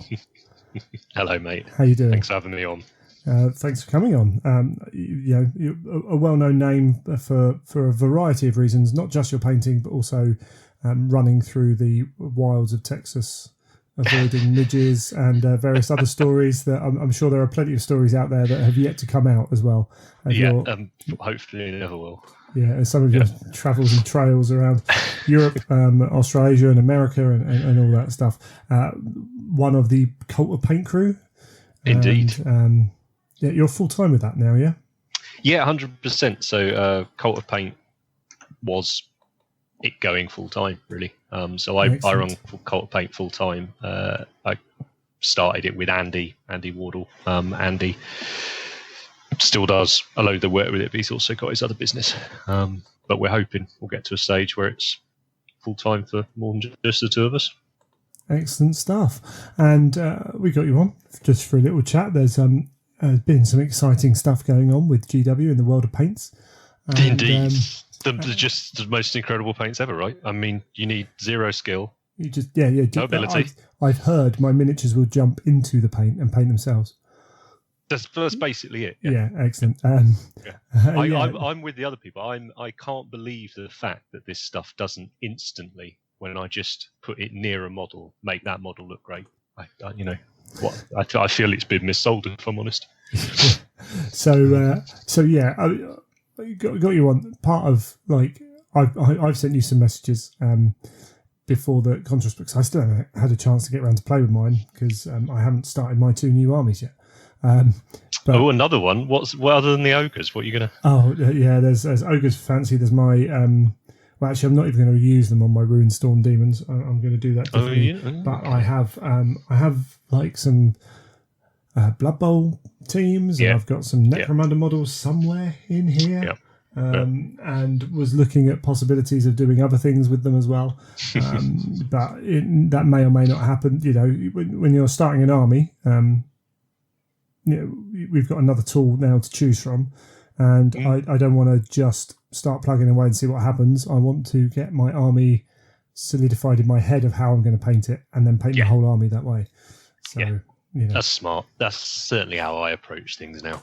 Yeah. I think that last Heresy army I did, I probably spent, not joking, probably a very similar amount of time literally planning out every piece I was using on every model. And exactly the method to use, partly because I was using it as a demo for, every single technique I've used on this army is what we do on classes, so you can see what it looks like as a whole. But we'll just little things, like, right, if there's loads of cabling on these Marines' torsos, that's going to take me X amount of time to paint. So let's go through every single bits box I have and let's get all the torsos that have little to no cabling on. Right, that's just saved me, X minutes per Marine, half an hour per squad. Save me, an evening or two. I think planning is quite an underrated part of getting a project done, or at least getting it where you get far enough into it that you want to see it out. Sure. Yeah. It goes beyond a test model sort of thing. Yeah. No, I fully appreciate that, and that's and it's I find it a strange one with Heresy because. There's a large percentage of the community who are really into their hobbying, and it almost annoys me when I will say now, like people downgrade like 40k hobbying. It's like, well, actually, some of the best, most talented people I know only do 40k stuff.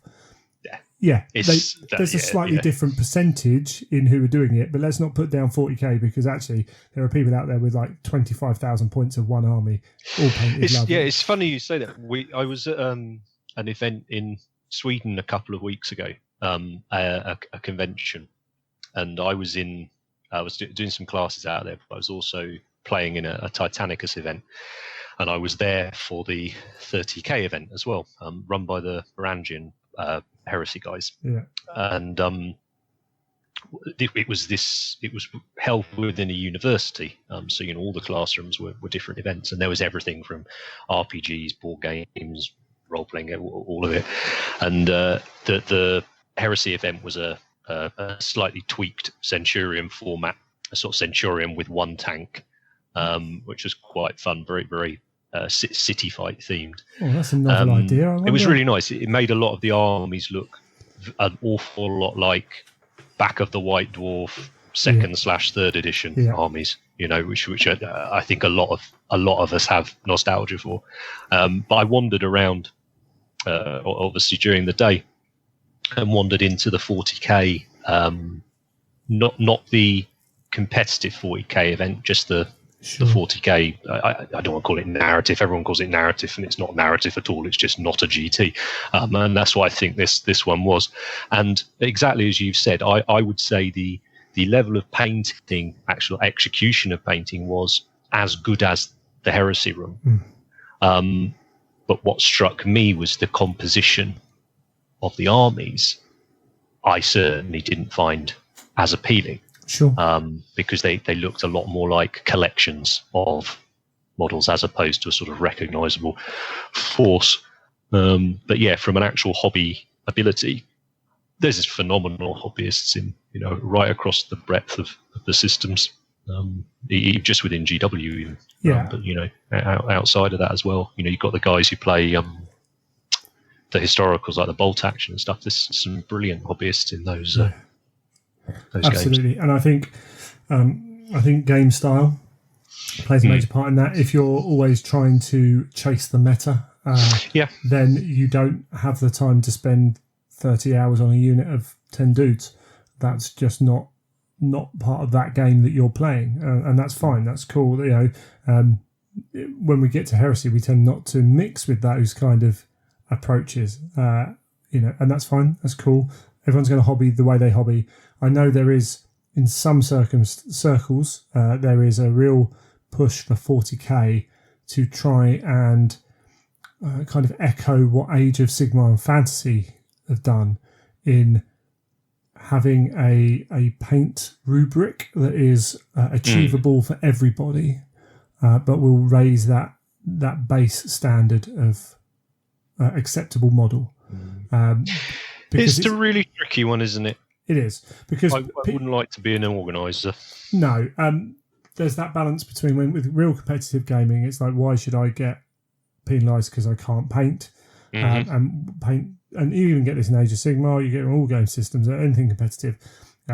This is you get paint and trophies. Why does it affect this? What I personally, for me, I don't mind. I'm like, cool, whatever. Go to whichever event you want to go to. Support use your vote feet. with your wallet. Yeah, absolutely. But there is definitely the Warhammer scene and the Age of Sigmar scene. The games look better and therefore I think more inviting and appealing because the base standard's a bit higher, but it's an achievable base standard. But what that does is push up every standard above it. Yeah, and I mean, I think taking Age of Sigmar as an example there, I do think it's probably the most visually appealing product or game they've got on, a large scale game they've got at the minute.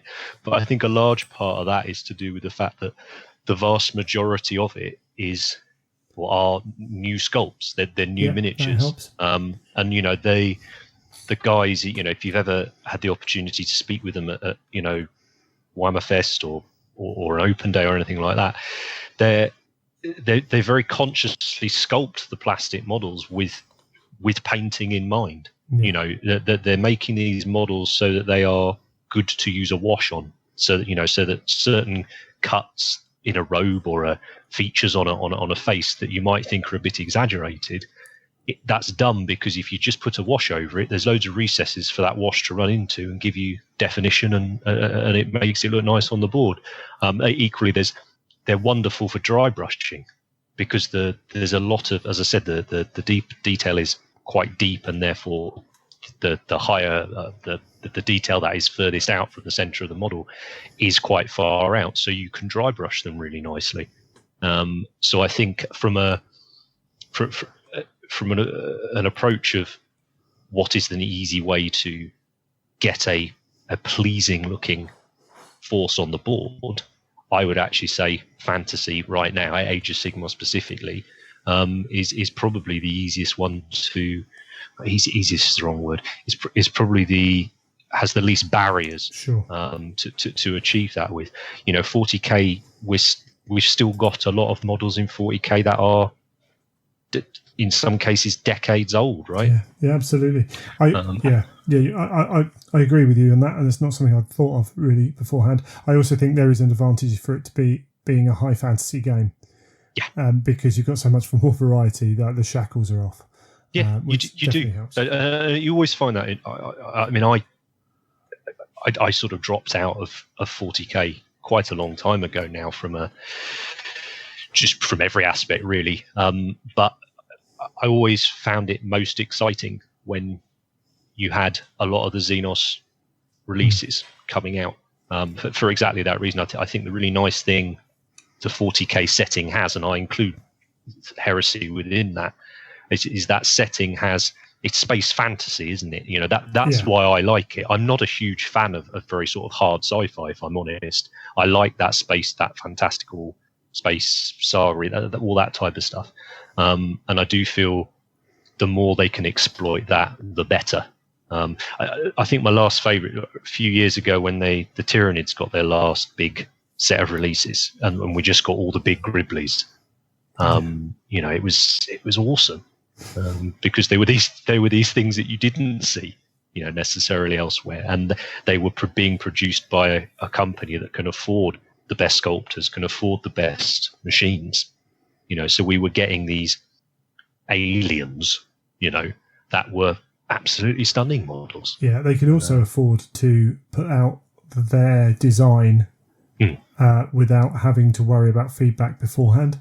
Whereas smaller companies have to be aware of what they're putting out at every stage because it has to sell.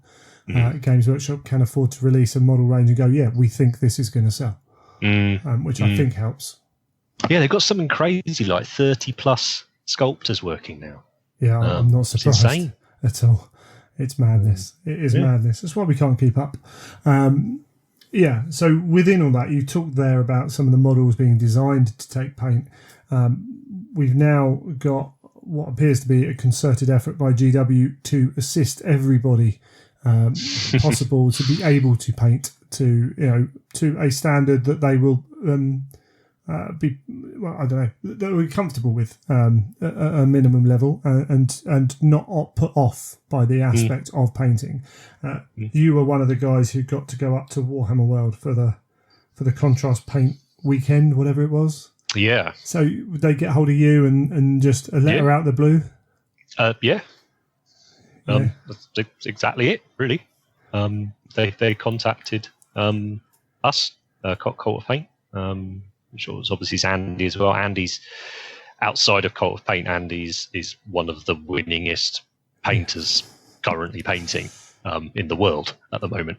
So there was sort of no surprise there, but it was really nice of them to sort of recognise what we are doing. This attempt to professionalise essentially paint tuition, and sort of brought us on board and just explained that they were getting together 10 or so hobbyists that they really admired or they enjoyed their work, and it ranged from guys that were someone like Andy, a very a competition painter. That's what he does. It's what he loves.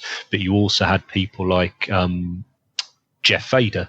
So for those of the people that have been in the hobby in, say, the last 10 years or so, and loved all things sort of inquisitorial and stuff like that. He has this incredible blog, and then you had, and it was all over the world, which was quite exciting as well. They were getting guys in from Europe, guys in from America, and just basically wanted us to come up. And it was very exciting. I'll be honest, I follow the Age of Sigmar scene quite closely. I've got quite a lot of friends that are within it. I enjoy the coverage of it. It's got a nice vibe, the community there. And about, I don't know, probably like 2 years or so now, they've had playtesters from the community being involved in product. I suppose, product development is probably the best way to put it.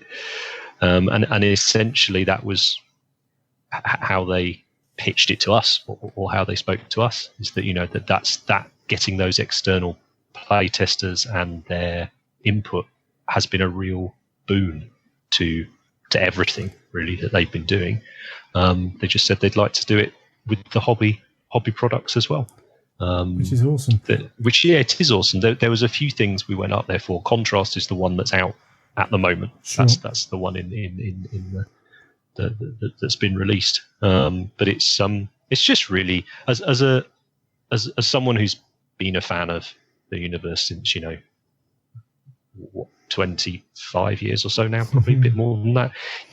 There was a lot of, and it was similar with a lot of people there. This was a room full of, in this case, it was all men.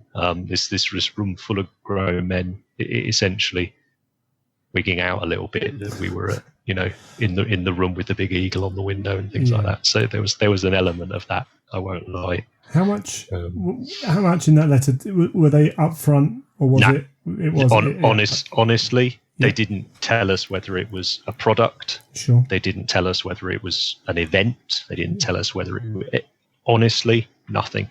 Just to say, we'd like to invite you up for the weekend. Are you free? Yeah. And then we found out about 2 days prior to it, we found out a tiny bit more. Sure.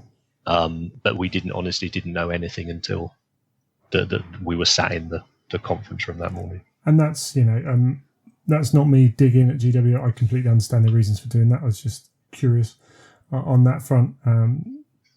Because we were all guessing, obviously. I can imagine. What's it going to be? Is it going to be an airbrush? Is it going to be some new paints? Is it going to be, I don't know, new brushes? We once we found out who was going, or once we'd found out at least some of the people were going, because obviously, quite a few of the people that went knew of each other or spoke to each other because it was painting focused, and just how lots of people probably like to thrash out list designs with their mates on WhatsApp and whatnot. The gamers, we will geek out about paint recipes and things like that.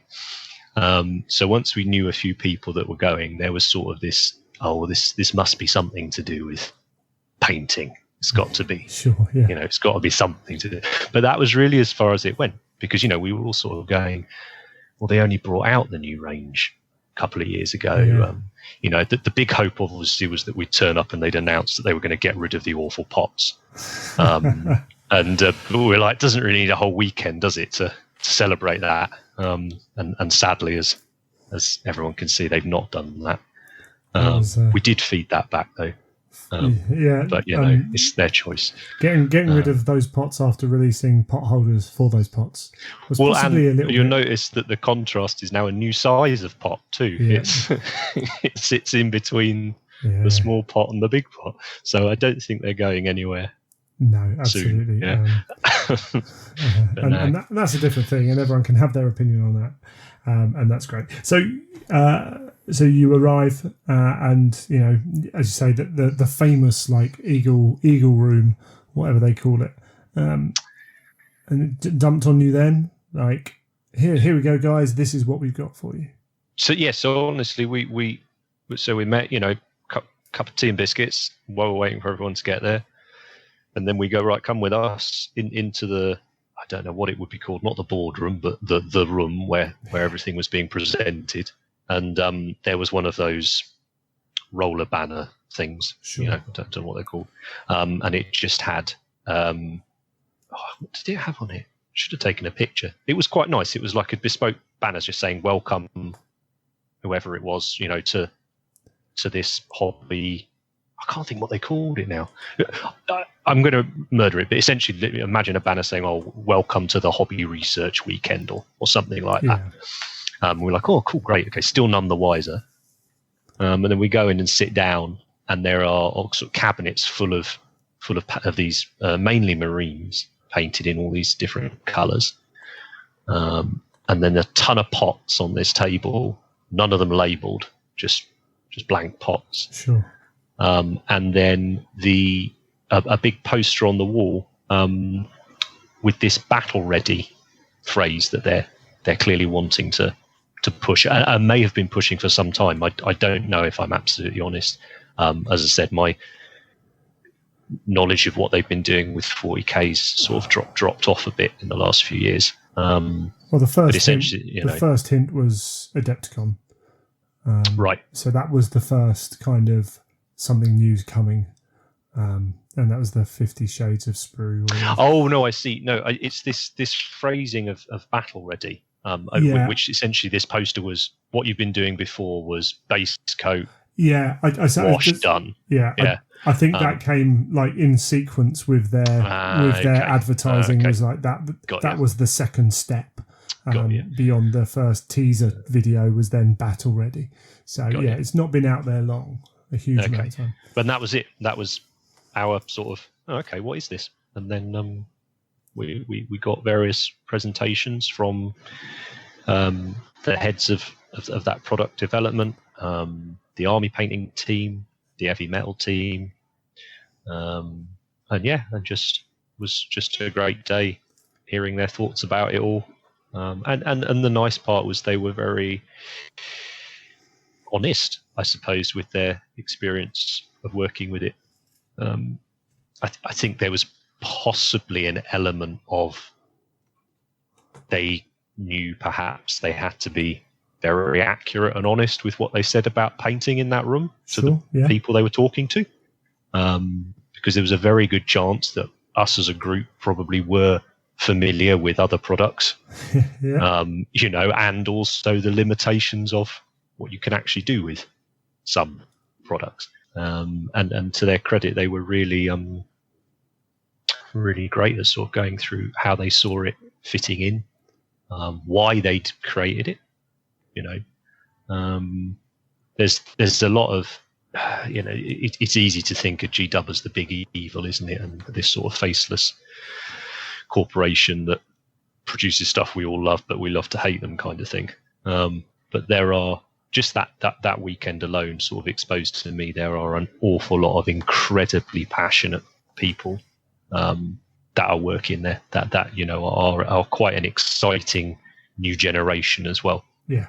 There were guys sort of my sort of age, but there were also guys, quite a lot younger. But you can think, my God, this is going to be, if these guys get given free reign, then the next 20 years is going to be pretty awesome from G-Dub. Anyone who's been around Warhammer World or staff members for any period of time, that's been a constant. And you look at people like Jez and Gav, who's been in their, and Jervis been in their donkey's years, and that passion's there, and it's come through.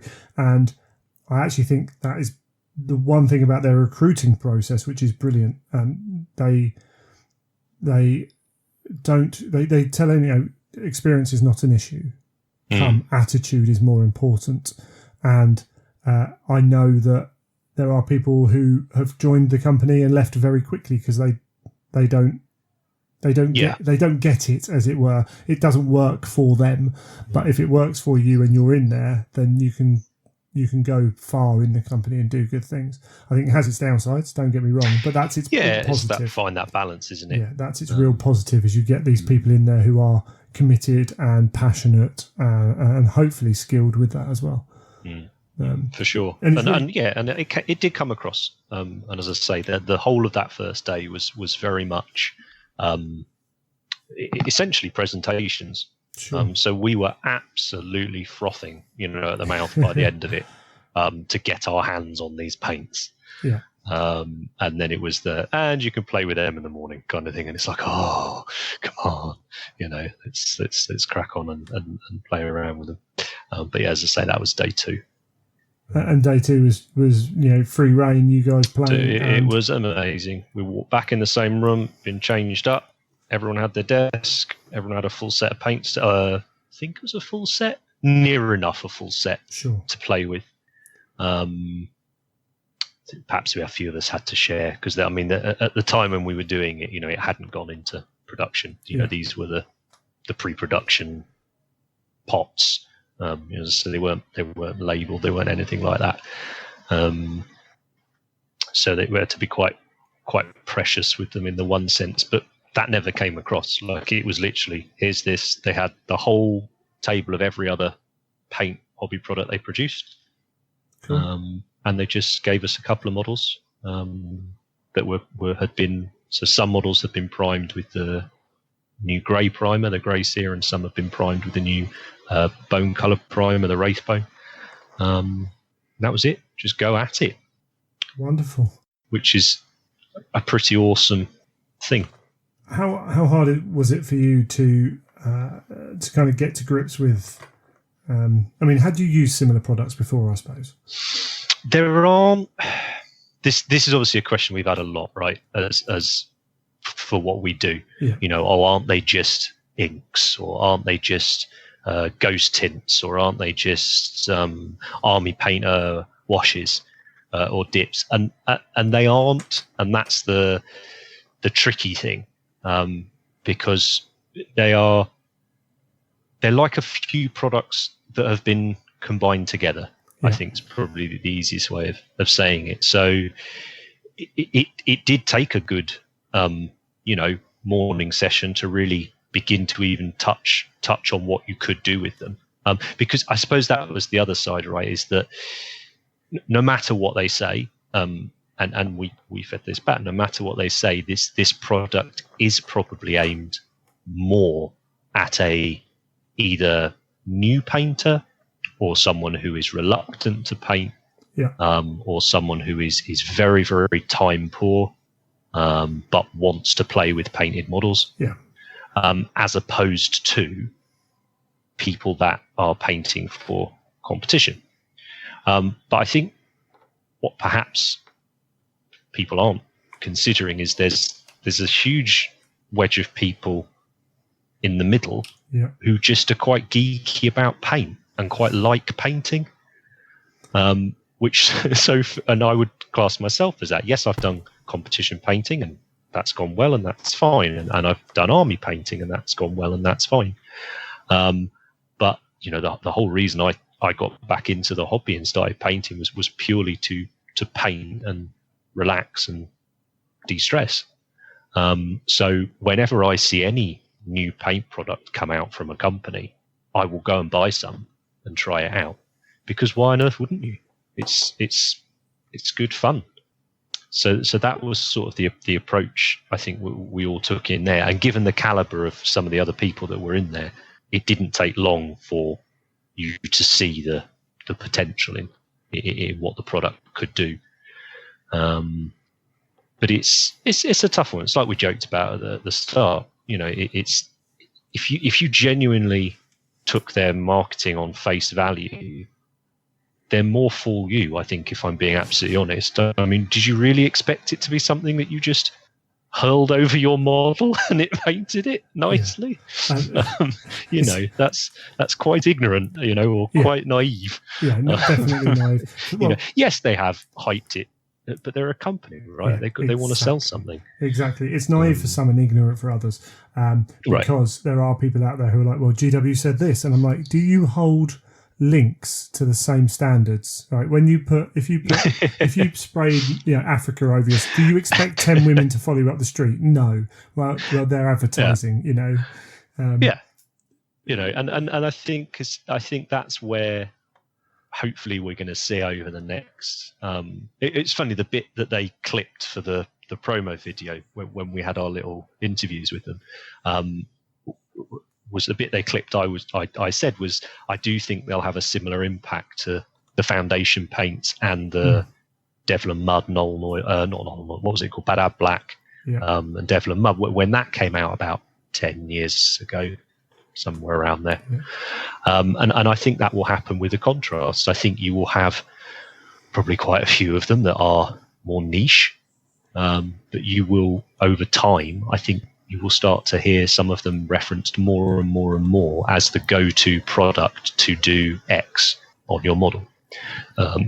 So as an example, the black, which is it called black? It's probably called Black Templar.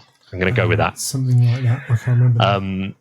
If you if we sort of bring this round to Heresy stuff, if you look at all the connective material on a marine around all the joints, the go-to way now to get that, in my opinion, to get that done, is to give it a quick coat of the grey primer out the pot, or any other grey, doesn't matter. It's just a nice paint, goes on really smoothly. Put that on, 2 coats to the black, and you'll have fantastic looking connective rubbery stuff, whatever it's called. And I like in every marine I paint going forwards, I say 95% of the marines I'm going to paint going forwards, I will almost certainly do that with. Sure. Because the result versus the time and effort that's gone into it, and that for me is the goal I'm always striving for. Any project I'm on is that time versus results. Yeah. I want to get the best bang for the buck kind of thing out of it. I'm using them more and more now to change the colours on metals. Yeah.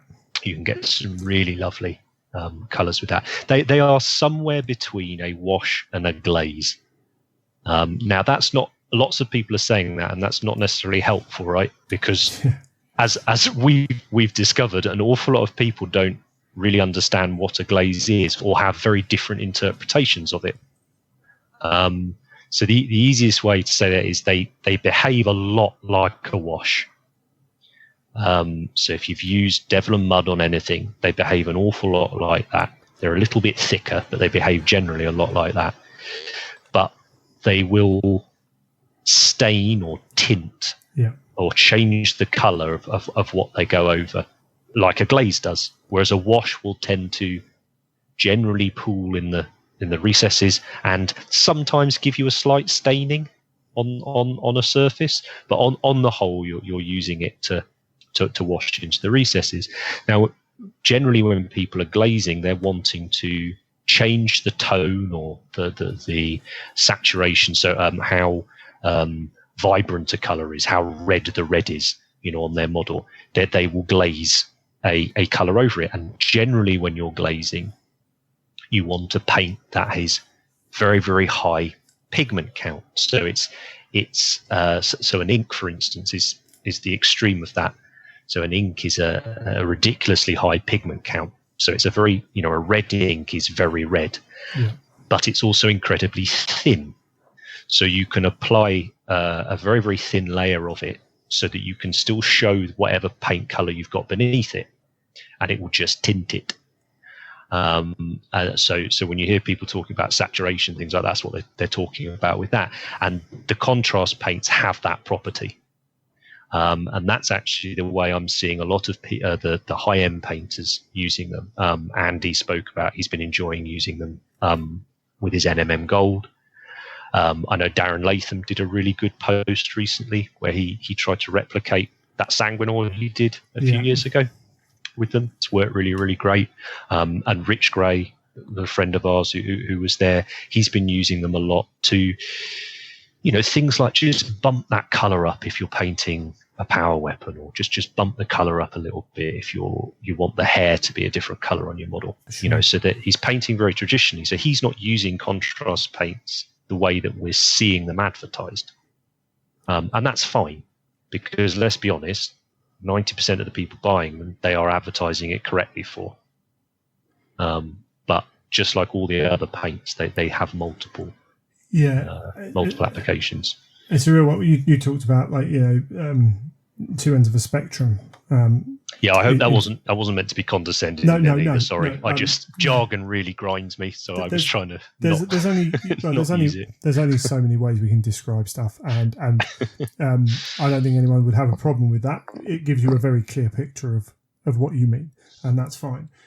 What's interesting for me is actually that spectrum, if you will, is more like a graph, in that you can not just go along it, but you can go up and down off of it, because you're talking there about one of the prime uses of this, I think, for the average painter, if there is such a thing, or the most common painter, will be, well, this is the effect I want. This is a much quicker way of doing it than I used to do it.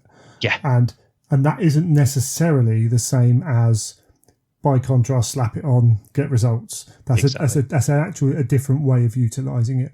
And to the point where things like a friend of mine was talking about redoing his Skaven. He was looking at what army to paint.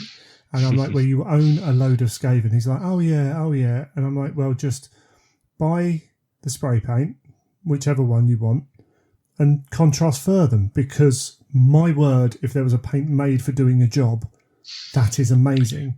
Contrast a lot of them. I'm looking at 60 Clan Rats in front of me now. And I know exactly how your friend feels. I've always been intimidated by doing a Horde army simply because I want them to a certain finish. Yes. And I think that's one of the nice things with them is I could paint a Horde army to a lower standard, right? There's nothing stopping me do that. But I'm not going to enjoy the process, because let's say an army that I paint to a standard I like has 5 steps, right? If I want to paint a Horde army, perhaps I can only go to step 3 on them all. Yeah. But I'm still having to do step 1, 2, and 3, exactly the same as I have to do on a model that I'm really proud of.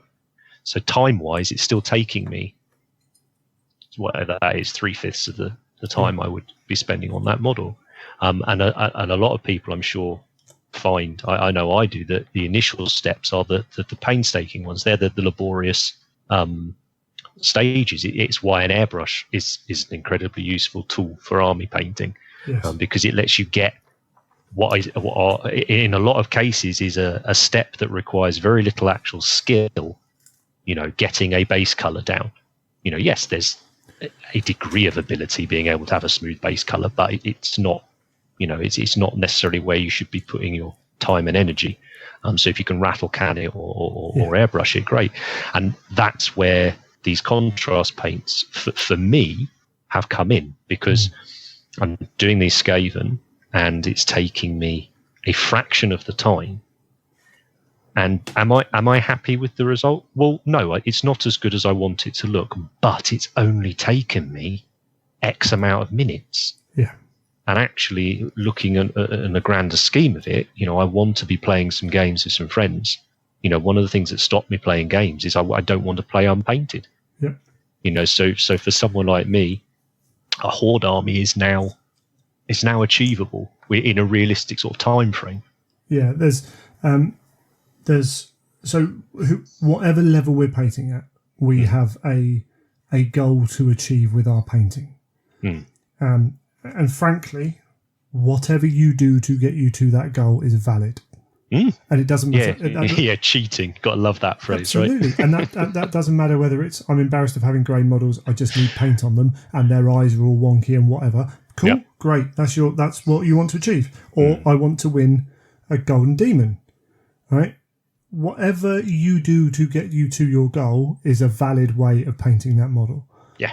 Except for, if you're going into competition, getting someone else to paint it, that's probably not okay. I agree, sadly. But not an uncommon occurrence. Yeah. Even if it's just getting on models on the table, and your way of doing that is to pay someone else to paint it, you know what? If that's your goal and that's the way you have to achieve it, then well done you. You've achieved your goal. So if contrast paints, for me, like I'm looking at, if you do any kind of fur, some of the browns look amazing.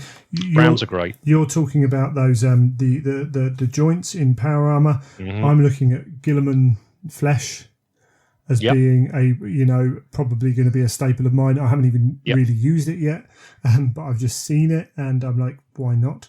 And I think there's going to be a handful of colours that, not everyone's going to use the same thing, but they're going to pick out their one, and it's going to be, well, that's the way I do that now. Yeah, because definitely the more organic the model is, so the less flat panels you have on it, the more chance there will be a contrast paint that will fit you. And again, then as you asked a minute ago, what are their other products like them? They are, in every instance I'm using them, I would have previously used a different paint. Sure. So yes, there were products that I was using. I'm a huge fan of oils. I love painting with them. I'm working my way up to actually painting an entire model just using oil paint. But that has so many issues associated with it. And I found that in some places where I would previously have used oils, I'm now choosing to use contrast paints. As I said, where I previously would have had to find a very pigment, say a scale 75 fantasy color, which is a very high pigment paint, where I previously would have had to find that, get hold of it, thin it down, use it as a glaze, or all the rest of it. I'm using a contrast paint instead. Sure. So they aren't revolutionary, but they are replacing different paints and different types of paints within the range, which has always happened, right? Otherwise, you'd just still be using the 10 paints that come in your starter paint box. Titillating pink. It would still be around. Absolutely. And there's also an aspect here of just accessibility. So you're talking about oil paints there. I know where I can go to look up how to use them, but I don't know how to use them. Yeah. And that's, I've been in this hobby a long time and I've been talking to people. Johnny Blogs walks off the street, hasn't got a clue what you're talking about. Yeah. Whereas Games Workshop now have a line of paints which will be available at almost all major independent retailers Yep. are available. Okay, we're in the UK, so the fact is they're probably in your nearest town as well. And yes, admittedly, we got issues at the start, but then they've released a paint range which is very successful. So I don't always blame GW for not quite having enough there, but it could have been better. I'll disagree with you on that one, but yeah. I'm not saying it's good. I'm not saying it's good, but I'm like, they're also never going to have this run straight away. But it's, it would have been nice to have got all the paints in one go. Yeah. But moving forwards, the paints are going to be on the shelves and available. Exactly. And they are non-toxic. Yeah, and that's the key, right? Yeah, and they wash off. Yeah. So all those things are valuable as maybe lesser importance, but they're still important.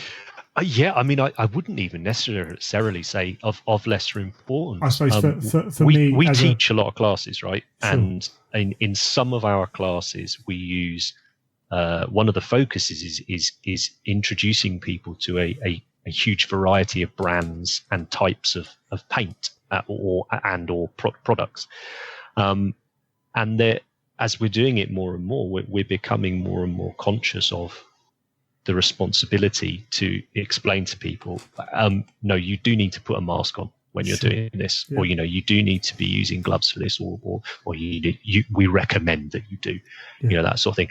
That it's very nice to be able to have a product like this, which and if anyone's wondering about the oil thing, if you pop on Warhammer Community, John Blanche did an article a week or two ago where he's used them to paint in his style, and he uses oil paints and in a way on miniatures in quite a specific way, which is really cool, and he achieved a very similar effect with these contrast paints. I've heard him and a few other people refer to them, working with them, as being similar to working with watercolor paints as well. So they are very friendly, and exactly as you say, they're going to be in all GWs and independent stockists.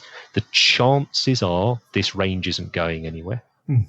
I know for a while there was a bit of, I say a while, if you look at the last, say, 20 years, there were elements of, when are they going to revamp this? When are they going to revamp this? I can't see that happening for the foreseeable now. No. Especially with them bringing things like the forgeable paints now into the main line, and again having this a new product that they've clearly put a lot of time and money into, and they've stuck to that pot. They're clearly committed to that range, and that's great again from an army painting point of view.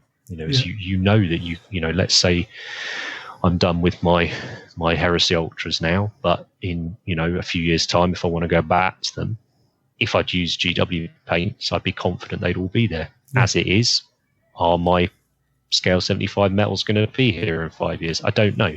It's a horrible thing to say, because I can hear there's someone listening who's got a small company who's like, but you need to support us, otherwise we won't be around. And it's that horrible thing of I want to, but the problem with having a small company is, can I bank on you? Yeah, and it becomes a hard thing to say. Again, though, with that, I don't necessarily see there being a conflict there, because the people that are nerdy about paint are going to those small companies. Yeah.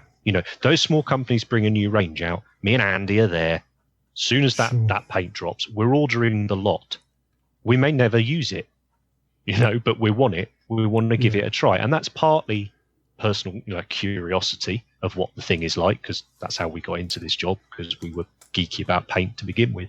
But there's also, we need to be educated. If we're going to be educating other people on painting, we have to understand what is available and what's out there. And I'm just aware of... Whereas, your Joe bloggers, don't mean to be rude saying that, but you're the man off the street. People that are buying the contrast paint, or a lot of those people were probably never going to go and look for a boutique paint company anyway, so they're not losing customers in that sense. And ultimately, you get someone buying a contrast paint and they get into painting, right? That it could be as simple as that, right? Yeah. But my best friend's getting back in the hobby. He's been asking me to give him paint lessons for ages, and I'm like, I will, but just hang on. Why? I can't tell you, but just hang on. And it's because I wanted to wait for contrast to drop. because I know that I can sit with him and he'll get his Blood Bowl team painted in a weekend. Sure. Yeah. And that's the best chance of him staying in, if that makes sense. Yeah. Who knows? That might mean 5 years' time he's buying these boutique paints. Yeah, I will say, so part of that comment is, because this always sounds harsh, I won't support a small person because they're a small business. So there is also that element of, well, produce a product that people will buy. And that sounds horrible, and it always comes across as a bit, well, big-headed or what have you. But there is that. But you might find people who react like that online. That was my kind of feeling for that. You will, undoubtedly. But it's the same as, there's been some people, I don't know how many, but there has been some vote. I've steered away from it wherever possible, but there has been some backlash around this release of paint, and I just can't for the life of me understand why. So to be honest, I've just ignored it, which is generally what I do now. Yeah, sometimes it's jealousy, and sometimes it's bitterness. But, I think the only time I would ever step in with that sort of thing is if they are actively giving someone wrong information. Yes. Yeah. Because that's a real shame. If someone's got excited about painting, then really who the flip are you to dampen that fire? That's the only time it bugs me. You actually said something in that little chat. You said your friend can sit down and paint something in a weekend. Yeah. When I was sat at the table at Warhammer Fest, there was a person next to me who were talking to their friend, and they said something along the lines of, "Oh, actually, I think I could get my son to start painting now because you can see results immediately." Yeah, and positive feedback in it. That is a massive Huge. Positive for these things, for these paints, because mine. I told the story before. My missus painted an owlbear when I got back from Adepticon 2 years ago, and the person at GW was like, "Oh, have you painted anything?" And she's like, "Yeah, I painted this." And he said, "No, try this. Try and paint one of our models." And she's like, "No, it takes too long." Yeah. And immediately it takes too long. She tells me it took 5 coats. Yeah. And I'm like, well, one of them was the undercoat, right? So, right. But if that took 2 coats, then you never know. And I don't think my missus would be, but for the next person, that might be the barrier that they needed broken. I completely agree, and also, rightly or wrongly, I'm hearing a lot of talk. So generally, I get my hobby info from small groups that I chat with of people I've met over the years doing it, or podcasts. So on the whole, that's how I sort of absorb what I'm doing. I try not to do too much of the social media stuff, but because for me it ruined my enjoyment of the hobby quite a lot over the last few years. Not to say there's not some very good elements to it, but I'm just where this is coming from. I've heard quite a few people, either positively or in some cases in a derogatory way, talk about it being good for young painters, young kids getting into it. And that's undoubtedly true. But it's also good for, as I said, my mate's not young, he's 36. Yeah. But it's going to be brilliant for him. Yeah. For me, there's a very good chance that in a not insignificant way, there's a very good chance that this release and the way in which I'm going to be able to utilize them will probably maintain a friendship with a couple of people that may have gone by the wayside. And that's simply because I wanted to play Warhammer with them, fantasy with them, right? Original fantasy. Yeah. I wanted to play Skaven. I was not going to be able to get them painted in time. And those guys were absolutely hammering through their armies. So there was a very good chance that I wouldn't be meeting up with them that regularly. And that friendship goes by the wayside, as they do very often, right? Yep. But there's every chance now that I am going to get this army done. I am going to go and have these game days a few times a year and maintain, that sort of community. So I'd say they're not just for young painters. No. I think the one thing I don't necessarily buy into, and it might have been something you said on one of your shows recently. One of the shows I've been listening to recently, someone spoke about, is the product, is that what's been the barrier to people getting things painted? Right. Or is it actually fundamentally, is it attitude? Is it commitment, whatever you want to call it? Perseverance, dedication, whatever word you want to use. And I'd have to probably say it's a little of column A, little of column B. Yeah, it's only going to help, but it's not going to solve. Doesn't mean everyone's suddenly going to have painted armies. So I actually think attitude is a major aspect of it. Well, not just attitude, but attitude, desire, all those kind of things mixed into one. But that only changes because either that attitudes and things don't tend to change a huge amount. Right? You do get them changed, but it's not, you don't have many road to Damascus moments in life. Yeah. But when, particularly for people who don't enjoy painting, it's mainly those people, when it becomes so much less of a chore, then that attitude is less of a barrier. So we've got a guy on the edges of our game group who doesn't go to events, and one of the major reasons is never has enough painted, because he's always doing something new. Yeah. And actually, he said, I might go to events now because there's a good chance I will actually get stuff painted. There you go. That's exactly the point. That was a much more succinct way of making the point I tried to a minute ago. All it is, it's lowering barriers. Yeah. And that's one aspect of it, because again, we talked here. I've talked to you, as you say, you have done competition painting. You certainly can do. I'm very much get it on the table, try and paint between the lines kind of guy. But we've got different ways of using the product, and that's actually probably one of the things I'm quite surprised at, because when it came out, GW pushed this, right, take all those grey models and finally get them painted. Yeah. And that was their push. And I'm like, cool, that works. Actually, that appeals to me on this level. But then when the paints came out, when we saw videos of people like Tyler Mengel putting up some really good ones, Pete the Wargamer, is it on YouTube? What a lovely man. I've only got onto his YouTube. I only met Pete for the first time at that that weekend. And his videos with contrast paint are really good, I think.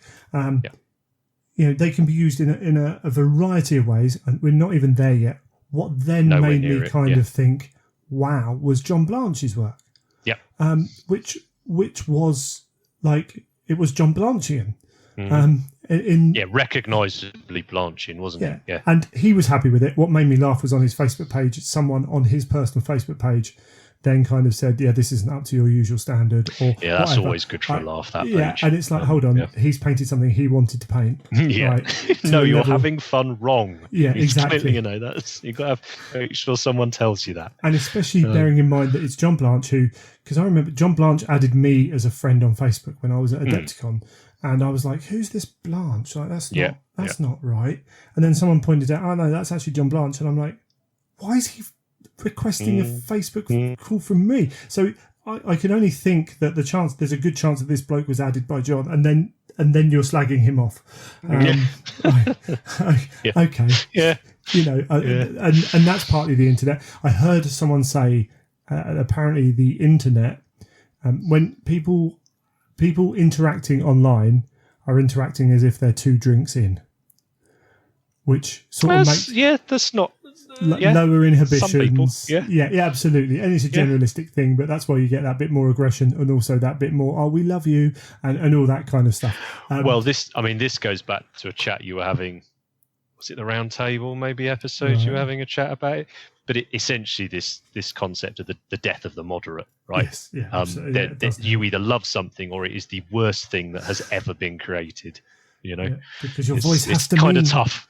Your voice has to mean something online. Absolutely. But what we've seen, as I say, is GW pushed this one coat, whack it on, crack on, my friend. One of the biggest things I've seen coming out of this, just from my spheres of interaction online, people wanting to use it over the top of metals, which is not something that originally was part of the scope. And for me, it wasn't until I saw Andy Hoare's stuff that I was like, actually, these are really good like that. And much easier than putting a clear paint through an airbrush. Yeah, so when we come to the end of our chat, I had got a little list of things where it's specific. It's not heresy specific, but it is heresy specific, if that makes sense, of where I think people in our hobby will get the most use out of them. Yeah. That's in there. Cool. Well, I mean, we'll move on a little bit from that, and we'll come back and do that in a bit because we'll wrap up fairly soon. We haven't, one of the things I have been accused of being a GW apologist and all that stuff. There is stuff that Contrast doesn't do that well. Yes. And let's be honest, I think they have somewhat, no pun intended, sort of painted themselves into a corner with their flagship models, because personally, I don't think Primaris or Stormcast are terribly good at showing off the best qualities of this paint. I personally think you will still get a better result on flat areas of armor with the traditional method of painting, whether that's hand painting with a quote unquote normal paint, a base paint or something, whether that's airbrushing or whether that's rattle canning. It's not to say you can't achieve a nice finish over a flat panel, but it's going to take you a lot of work, and the chances are you've chosen to use contrast to reduce the amount of time you're going to have to spend painting. Well, if I've got to apply 17 thin layers of it, that's not really going to help me. No, absolutely. So, for me, I wish really we'd seen it on, some demon models, some of the fantasy models, some orcs, some Tyranids, and then something like a Necron where you could show off what it can do with metals. There's no. I am by no means a GW apologist, so hopefully we can come at this from quite a good, pair of angles. Positive.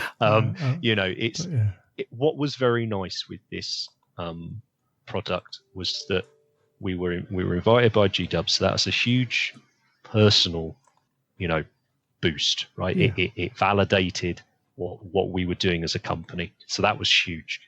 But also from a personal, it was awesome to go out to Warhammer World as a guest, as it were, not as opposed to when I visit it as a punter. Sure. But the really lovely thing is we've been able to be involved in a product that is actually good. Yeah. It's not Corinthian leather. It genuinely has a place in the painting spectrum. And that place is going to vary from person to person. So 100%. And like I said, I'm sure we'll get another. I don't know this. I'm sure we'll get another batch of contrasts down the line. I don't know when. I think they pretty much said if it sells, they will. Yeah. But again, I suspect it will be. GW sell about 53 slightly different shades of turquoise, don't they? So let's be honest. But things like Sotek green, a lot of people love. Yeah. So there will undoubtedly be standouts. Sure. I have my paints organised in a big nail polish rack on my wall, and I used to do them colour by colour. So regardless of brands, they would just go in, and it was all in colours. But actually, I found, and what I suspect a lot of people have as well, is if you get into painting, or even if you don't, if you paint, you've probably got quite a lot of paints. Yeah. But actually, you tend to use the same 5 to 10 on every model. And I hand on heart, I suspect a contrast paint would become one of those 10. Yeah. Not all of them necessarily, but I bet it makes its way in there. Sure. If I had to be a betting man, I reckon it would be one of the browns, and it will replace whatever wash you're currently using, be that... is it called Devil and Mud now? No, what's it called Agrax, now? Agrax Earthshade, or Army Paint, soft tone, or whatever. Yeah. That's where I think it will creep into absolutely everyone's. Yeah, and just touching back, I've seen a couple of Space Marine colour schemes that I really liked in contrast. There's that question of whether you can do them just easier with airbrush. The big thing for me is if you're painting Space Marines, the chances are you're going to be painting tanks. And that's where contrast falls down. Any time saving you make, you'll then lose. So, and in fact, my Ruinstorm Demons, I went on the painting course with Vince Ventrilla, and then contrast paints were announced that weekend, or whatever it was. And I was like, okay, I've got a way of doing flesh here I really like. Let's have a look at contrast paints. actually, you know what? I'm going to go with the airbrush method, even though they're some of the more well-designed models to fit contrast paints, just because that's the style I want from that army. So you have that as well. And also, it's something that you've invested quite a lot of time and money in going and learning. So it would be a shame not to use that for a project. Yeah. So there are definitely limits, and they are going to be individual. They're going to change from individual to individual. But one of the things I'm trying to do at the minute myself, and it's something I'm surprised they haven't done. Actually, something I might ping a message through about is I'm trying to match up the regular range colours with the contrasts, so that let's say someone is determined that they are going to do their Marines using contrast, and then they're going to ask, well, how do I match my tanks? Well, we'll figure it out. Yes. We'll find a way. Or equally, like for the darker of the reds, I think it's called Flesh Tearers Red. I'm going to say it's called Flesh Tearers Red. The dark red contrast paint is, in my opinion, amazing. Okay. All my Skaven are going to be red. It's become a Scryer army now. Sure. It's just happening because, and I'll caveat with this with I have found when I'm using contrast paints now, I'm never doing one thick coat. Yeah. I'm doing two thinned coats, not thin, but thinned coats. And that red is stunning. Over the I've only done it over the bone undercoat. It's flawless. It honestly looks like you've base coated it, shaded it, and highlighted it. The green is good, but I think you need to put a highlight over it. So I'm going through and trying to figure out, which of the mainline layer paints is the natural step up from this green to highlight it with. Because as soon as I know that, I now have in my arsenal of painting a 2-stage green, which would previously have been a 3-stage green. Right, so I'm saving time. And it's all about sort of finding those little recipes and those little go-tos out. I think if you're army painting, recipes are important. The less mixing of paint you have to do, the better when you're doing armies. Yeah, big time. It's all time saved and consistency. And again, that's where I think these products are going to are a benefit to what we're already doing. Awesome. So you said there you had a list of. Yes, right. Things what I think they can be used for with Heresy, or things I will plan to use them for or recommend them for anyway. So that red's a good example actually. If you're doing any like Skitarii troops, and you want to do the classic Martian red on them, is brilliant. Flesh Tearers Red, absolutely amazing. Fatigues on militia and solar orcs. Particularly the solar orcs, some of, in my opinion, the best models they've ever produced.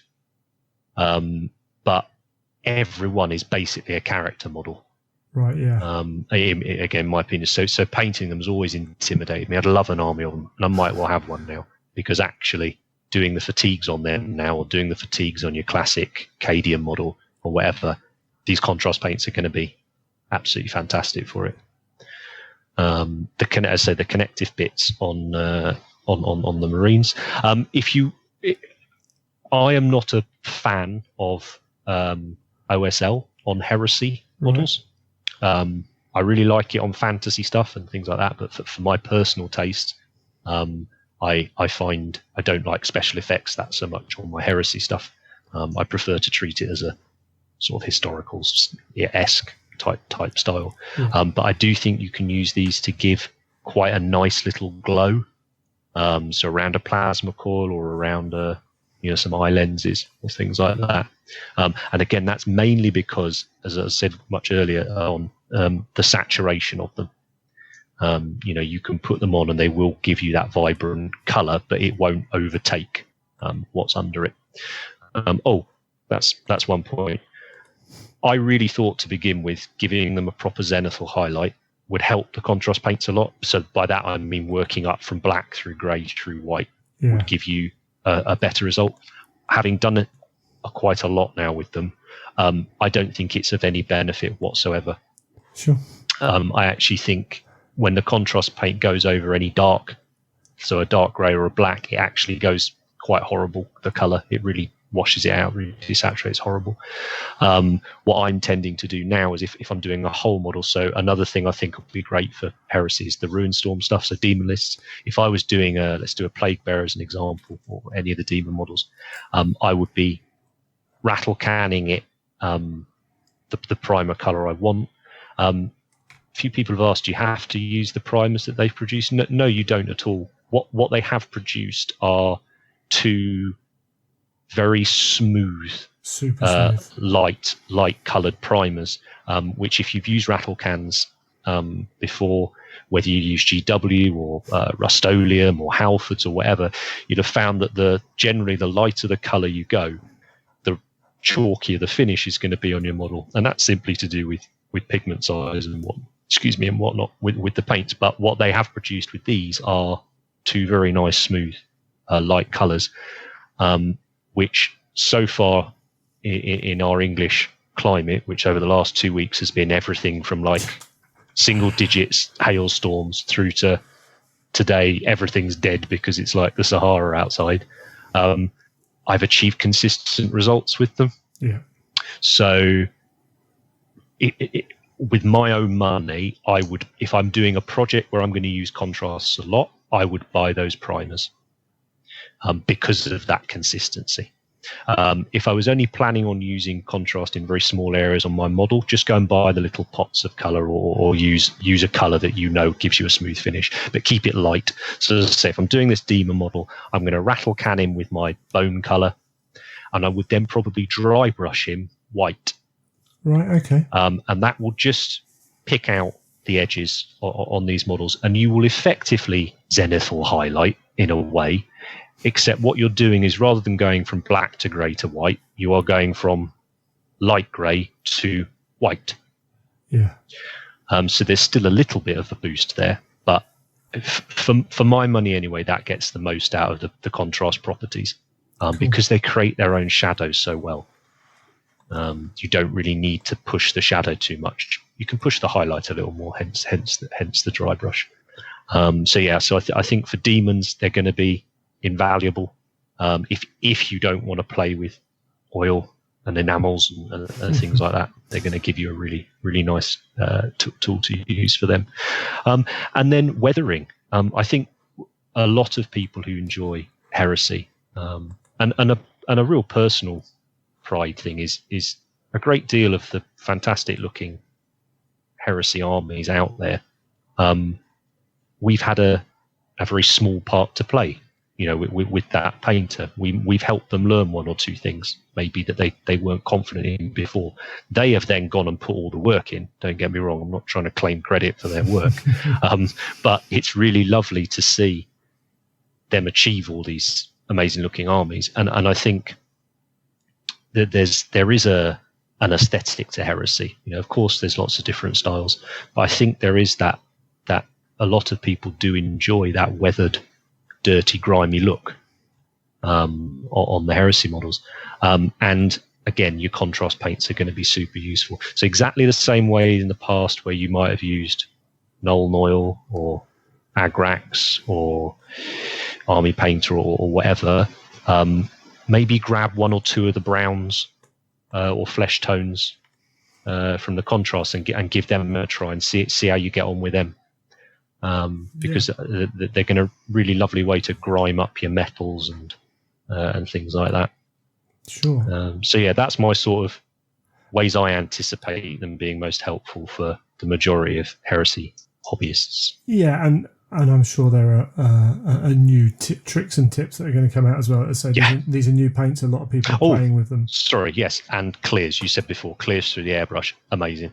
Yeah. They're wonderful over metals. So I've just done a test scheme for a new Titan thing for Titanicus. I'm looking at it now. I have used 3 contrast paints on that. So I've used a clear, the orange through my airbrush over silver to give me a clear metallic orange. And I've then used a turquoise and a brown over my gold trim to give it this very sort of aged, brassy gold look. cracking stuff. Awesome stuff. Excellent. So yeah, thanks for coming on. It's been really fun having the chat. Thanks for having me. So we should probably talk about where people can find out about Cult of Paint if they don't already know. Yeah. So I like a lot of things. Facebook, Instagram, our website. It's all Cult of Paint. Just be that cultofpaint.com or Cult of Paint on Facebook or Cult of Paint on Instagram. cultpaint@gmail.com. Drop us an email. It's all the info's out there. As I say, essentially what we do is run painting classes. We produce our own miniatures. We were lucky enough to design a couple of signature series airbrushes, and we're going to have a few more hobby products coming out over the next sort of 6-12 months as well. Awesome. And the whole aim of the thing is just to drive forward the painting side of it. You know, the gamers have had it their way for far too long. You know, you've got all these amazing events, you've got all these resources, you know, for getting better at gaming. We want to try and help drive the painting and the hobby side of that, whether that's through stuff we do or through highlighting other people's work as well. And it's not just the UK. You've been over to Sweden. It's fully international. It's fully international. I'm actually talking about our Singapore class we're trying to organise today, so that should be fun. We're aiming to have our 2020 class calendar up by the end of summer, so people can hopefully plan around that. But yeah, the main thing is if you are interested in painting and all that kind of thing, just reach out to us. You know, we've chosen to do this for a living because we're very geeky about painting. There's not a huge team. You know, it's me or Andy, you know, you're going to end up getting the reply from. So if you have got questions, please do hit us up. And actually, we've got an event next weekend. So the first weekend of July, the 6th and 7th. Does that sound right? Yeah, it sounds about right. 6th and 7th, I think, or 5th and 6th, one of the two. First weekend of July. There's a new convention being put on in Bristol, Ashton Gate Stadium. It's called Roll Dice Gaming. And we're going to be there as our first sort of flying solo, have our stand and all the rest of it. But we're also going to be running a painting competition there, free to enter, and a bunch of free seminars and all that sort of stuff. So if you're in the area or if you're at a loose end for that weekend, I know summer weekends aren't so good for organising things in, but if you are for any reason, then check it out. I think tickets are about a tenner. Something like that. Anyway, yeah, I think the convention pass. Look on one of the social medias. The info's out there. If you want to know about it, it's not that hard to find out about. But yeah, it'd be lovely to see people along for that. Try and build that Southwest hobby powerhouse. Yeah, definitely. Start rivaling the Lead Belt and the London scene. We want to get it going. All good, excellent. Thank you for coming on, mate. Thanks a lot, bud. And we'll have you again sometime, I'm sure. Cheers, man. Cheers. See you later.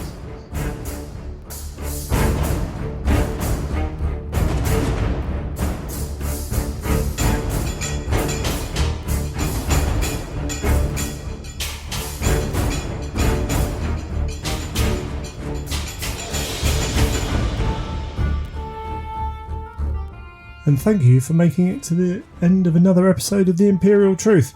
As usual, you can feedback to us. If you think Michael and I have got a book completely wrong, then please let us know on Twitter.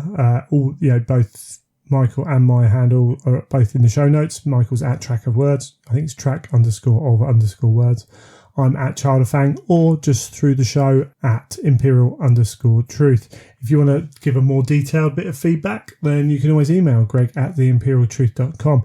Or there's always Facebook as well. You can comment under the show note, under the posting for the show on Facebook if you want as well.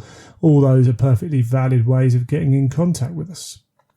Between recording the interviews and the show being put out, I was contacted by Caleb Wissenbach and reminded that the Nova Open Charitable Foundation summer raffles go live today. One advantage of being a day late, thanks to a migraine, is that we could throw this in this episode. I will put the links in, but you can just Google Nova Open Foundation, or it's novaopenfoundation.org anyway for the raffles. there are 1, 2, 3, 4, 5, 6, 7, 8, like 30 odd raffles, individual raffles, and that ranges anything from individual. There's a bust of Bonnie Ann here. There's what we got here, an Ultimate Army bundle for 40k, which looks like loads of demons. Yeah, oh no, it's Mordian Iron Guard, Fists of Dawn, and a Demon Army as well, and a Vanguard of Terror Army. So there's 4 armies in one there. You've got an individual Troggoth, all kinds of stuff. But for 30k specifically, we've got the Chagorian Brotherhood, which is a White Scars army, as you would expect. How many points is this? Let's work it out. It's over 2,000 points with what we got. We got, as you can guess, like character on jet bike, librarian on jet bike, veterans, a termite assault drill, 3 golden Keshig, jet bikes, 6 jet bikes, 5 Eben Keshig, Mark II Land Raider, 5 Falcon's Claws, 1 Lightning Strike Fighter, and this is from various people, including Nate Taylor, Shane Confair, if that's how I've pronounced it, Christopher Lee, and Robert Cottrell from the Remembrance's Retreat podcast with Nate from the Grey Legion. I don't know, Shane's from the Crimson Path Studio, I'm not sure then, and Christopher Lee's Ruin Storm painting, and Chase Montambo as well. That's a pretty sweet little deal there. $6 a ticket, minimum transaction of $10 on those. I don't know if you can. I think you might have to do. It might be $10 per raffle, so you might have to get $2 tickets minimum on that one. I'm not 100% sure. Go and check it out if you want to know what's going on. We've got a Storm. Where are we? A Fire Raptor gunship, which is painted by Wes Cogdall of Stiffneck Studios, which looks. It's been painted in a way which means you can kind of fit it in. It might not fit your army's colours specifically, but you can fit it in. It's beautifully painted. So there's that. Then we've also got a Zone Mortalis Night Lords Army Force, which is Dave Taylor and Caleb Wissenbeck have painted that. We've got Sevatar, Contemptor, Tactical Squad, Terminator Squad with Plasma, and a Terminator Squad with Melter. That's $6 a ticket as well. And that's these guys are decent painters. It's not like they've just asked anyone to do it, which is always an important aspect of this thing. And then the other one is the biggie, the big beast. I can't remember if Caleb talked about this. I think he must have done. But we've got a Warlord Titan, and this is painted by the CK kind of crew. We've got Caleb, Vincent Ventura, Sam Lenz, Justin Kiefer, and Devin Bush. And Carl Tuttle's written a backstory for it as well. It's called The Siege of Heaven, and I haven't got a picture of this one yet. But if you've followed Caleb, followed CK, you can see pictures of it around online, and I'm sure there'll be pictures up. There are a couple of others. There's a Demon Prince. I think it's one of the Creature Caster ones in there by Sean McAfee. And then there's loads of 40k and Age of Sigmar stuff as well, and Kingdom Death and Infinity and all kinds of other stuff. So if you are interested in throwing a few dollars at a charity and want the chance of winning some awesome stuff, then head on over to the novaopenfoundation.org. As I say, I'll put a link in the show notes as well. And I'm going to have to decide where I put my pennies, I suppose. Do I try go for the Warlord, or I quite like some of the other bits and pieces, actually. Who knows? We'll see. That Chagoran Brotherhood would be quite nice to throw around and just own. So, yeah. While we're talking about charity as well, we got the DMD raffle that we spoke about on a previous episode, and that's still going on. And there is a date been put out for the telethon, which I think is the 10th of August. I should have double checked that. In fact, let's go and check that now with the power of editing. In fact, yes, I was right. The 10th of August. We have got the Heresy Against DMD telethon. We're going to have podcasters and various other people talking for 8 hours, and from 4 p.m. to 12 a.m. on August the 10th. That's an and American time. I don't know which American time that is, but you can. I'll put the links in for the website that's going to be held on as well. I'll put them in the show notes. It's warhammer30k.com. So that should be good fun. I'm sure we'll try and see if I can find the time to jump on there. It's always a good laugh. It won't be safe for work, but they're good boys, and they do put it on YouTube afterwards as well. If you can't get on it, or don't want to listen to 8 hours straight of guys talking about Warhammer, well, I'm sure we can forgive you for that. But I'm going to mosey on.